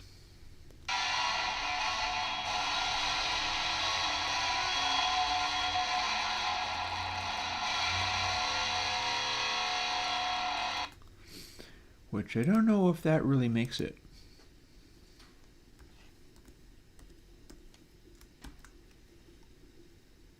It does sound pretty loud, for what that's worth. But I've already got chambers that pass this test. It's just that everything that I generated currently is failing the test for no reason that I can see. Literal see. Oh, 23. And it's got to be 23020. This could be it. Let's see. No pun intended. Get info. It only had to beat 020. It only had to beat 020. We got 23001, which is not higher than 23020. Oh, no. Wow. That was the chosen one. It was like, you registered as 23. You should have been able to beat that. But no, it's just barely. It's really 22.9. It just thought it was 23. Okay.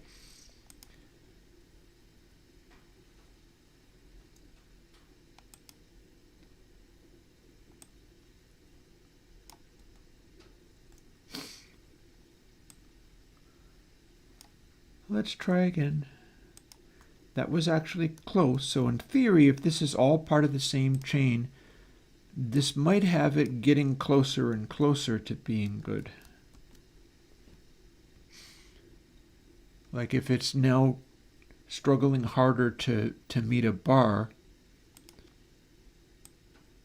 which is kind of how that works. The way it works is if it is set up to be particularly easy on generating these, then it'll spit out a bunch that aren't at very high quality as it starts ramping up its difficulty and making it so it will have to grind harder to get to the end result. I doubt that's going to make it.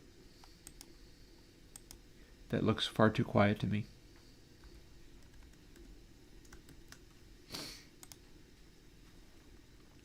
I spent the last hour or last half hour getting absolutely squat out of all of this.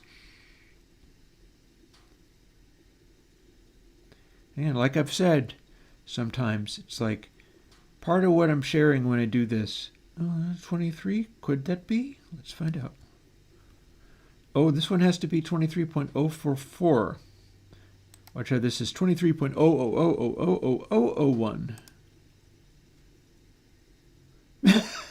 It claims to be 23, but it's actually 22.951. Sir, you're 23 under false pretenses. Yeet with you. I do like that they're trying to con me now. At least they're making an effort. We're getting really close to stream end. Go and make dinner. But I'm tempted by all of this because it feels like they're trying harder. It feels like they're trying harder to get there.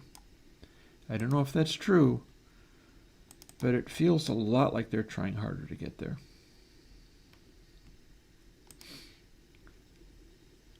Burn through these guys and see how close we come. Oh, and by the rail clock, I'm actually over 4 already.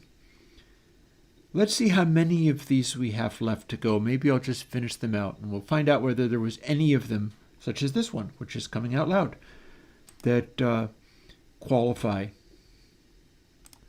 Save as 197C. Because that's how this works. It could be gradually getting better as it goes along after a whole pile of ones that weren't very good.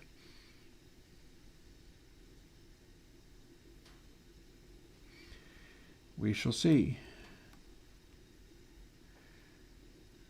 Incompressible if it's larger than 23. Well, that's actually 22.8, so definitely not.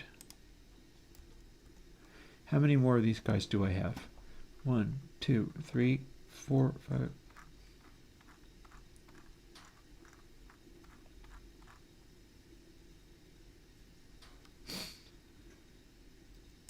Let's skip to the end and see if that does anything. And the largest one that I found.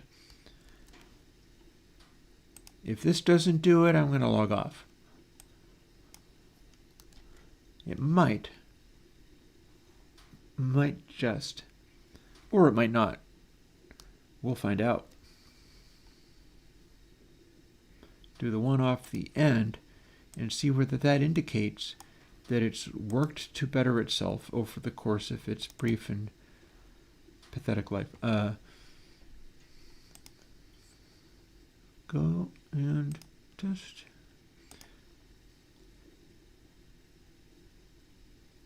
I'm gonna think that's probably not, but could be misleading.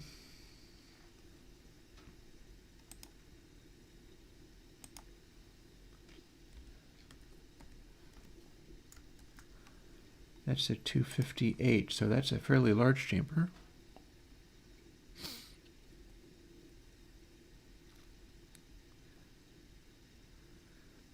Moment of truth. Does the one on the end count as being incompressible?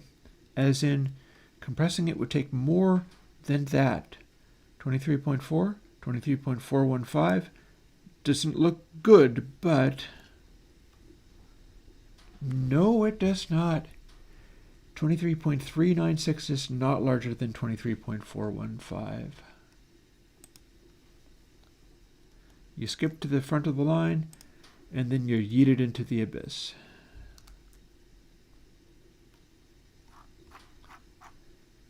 And with that, we go from these V things to leave a little bookmark for where I must resume. And on that note, that's enough struggle over that stuff for today. We got a whole bunch of hall-like reverbs that are likely to be good, so that's cool. And I'll see where all this goes. Maybe I need to relax the stringency of that particular measurement because it was following a curve, but then it dropped below the curve when I got over to the chambers. They're all failing. They're all completely failing. In any case, I will talk to you folks later. Bye-bye.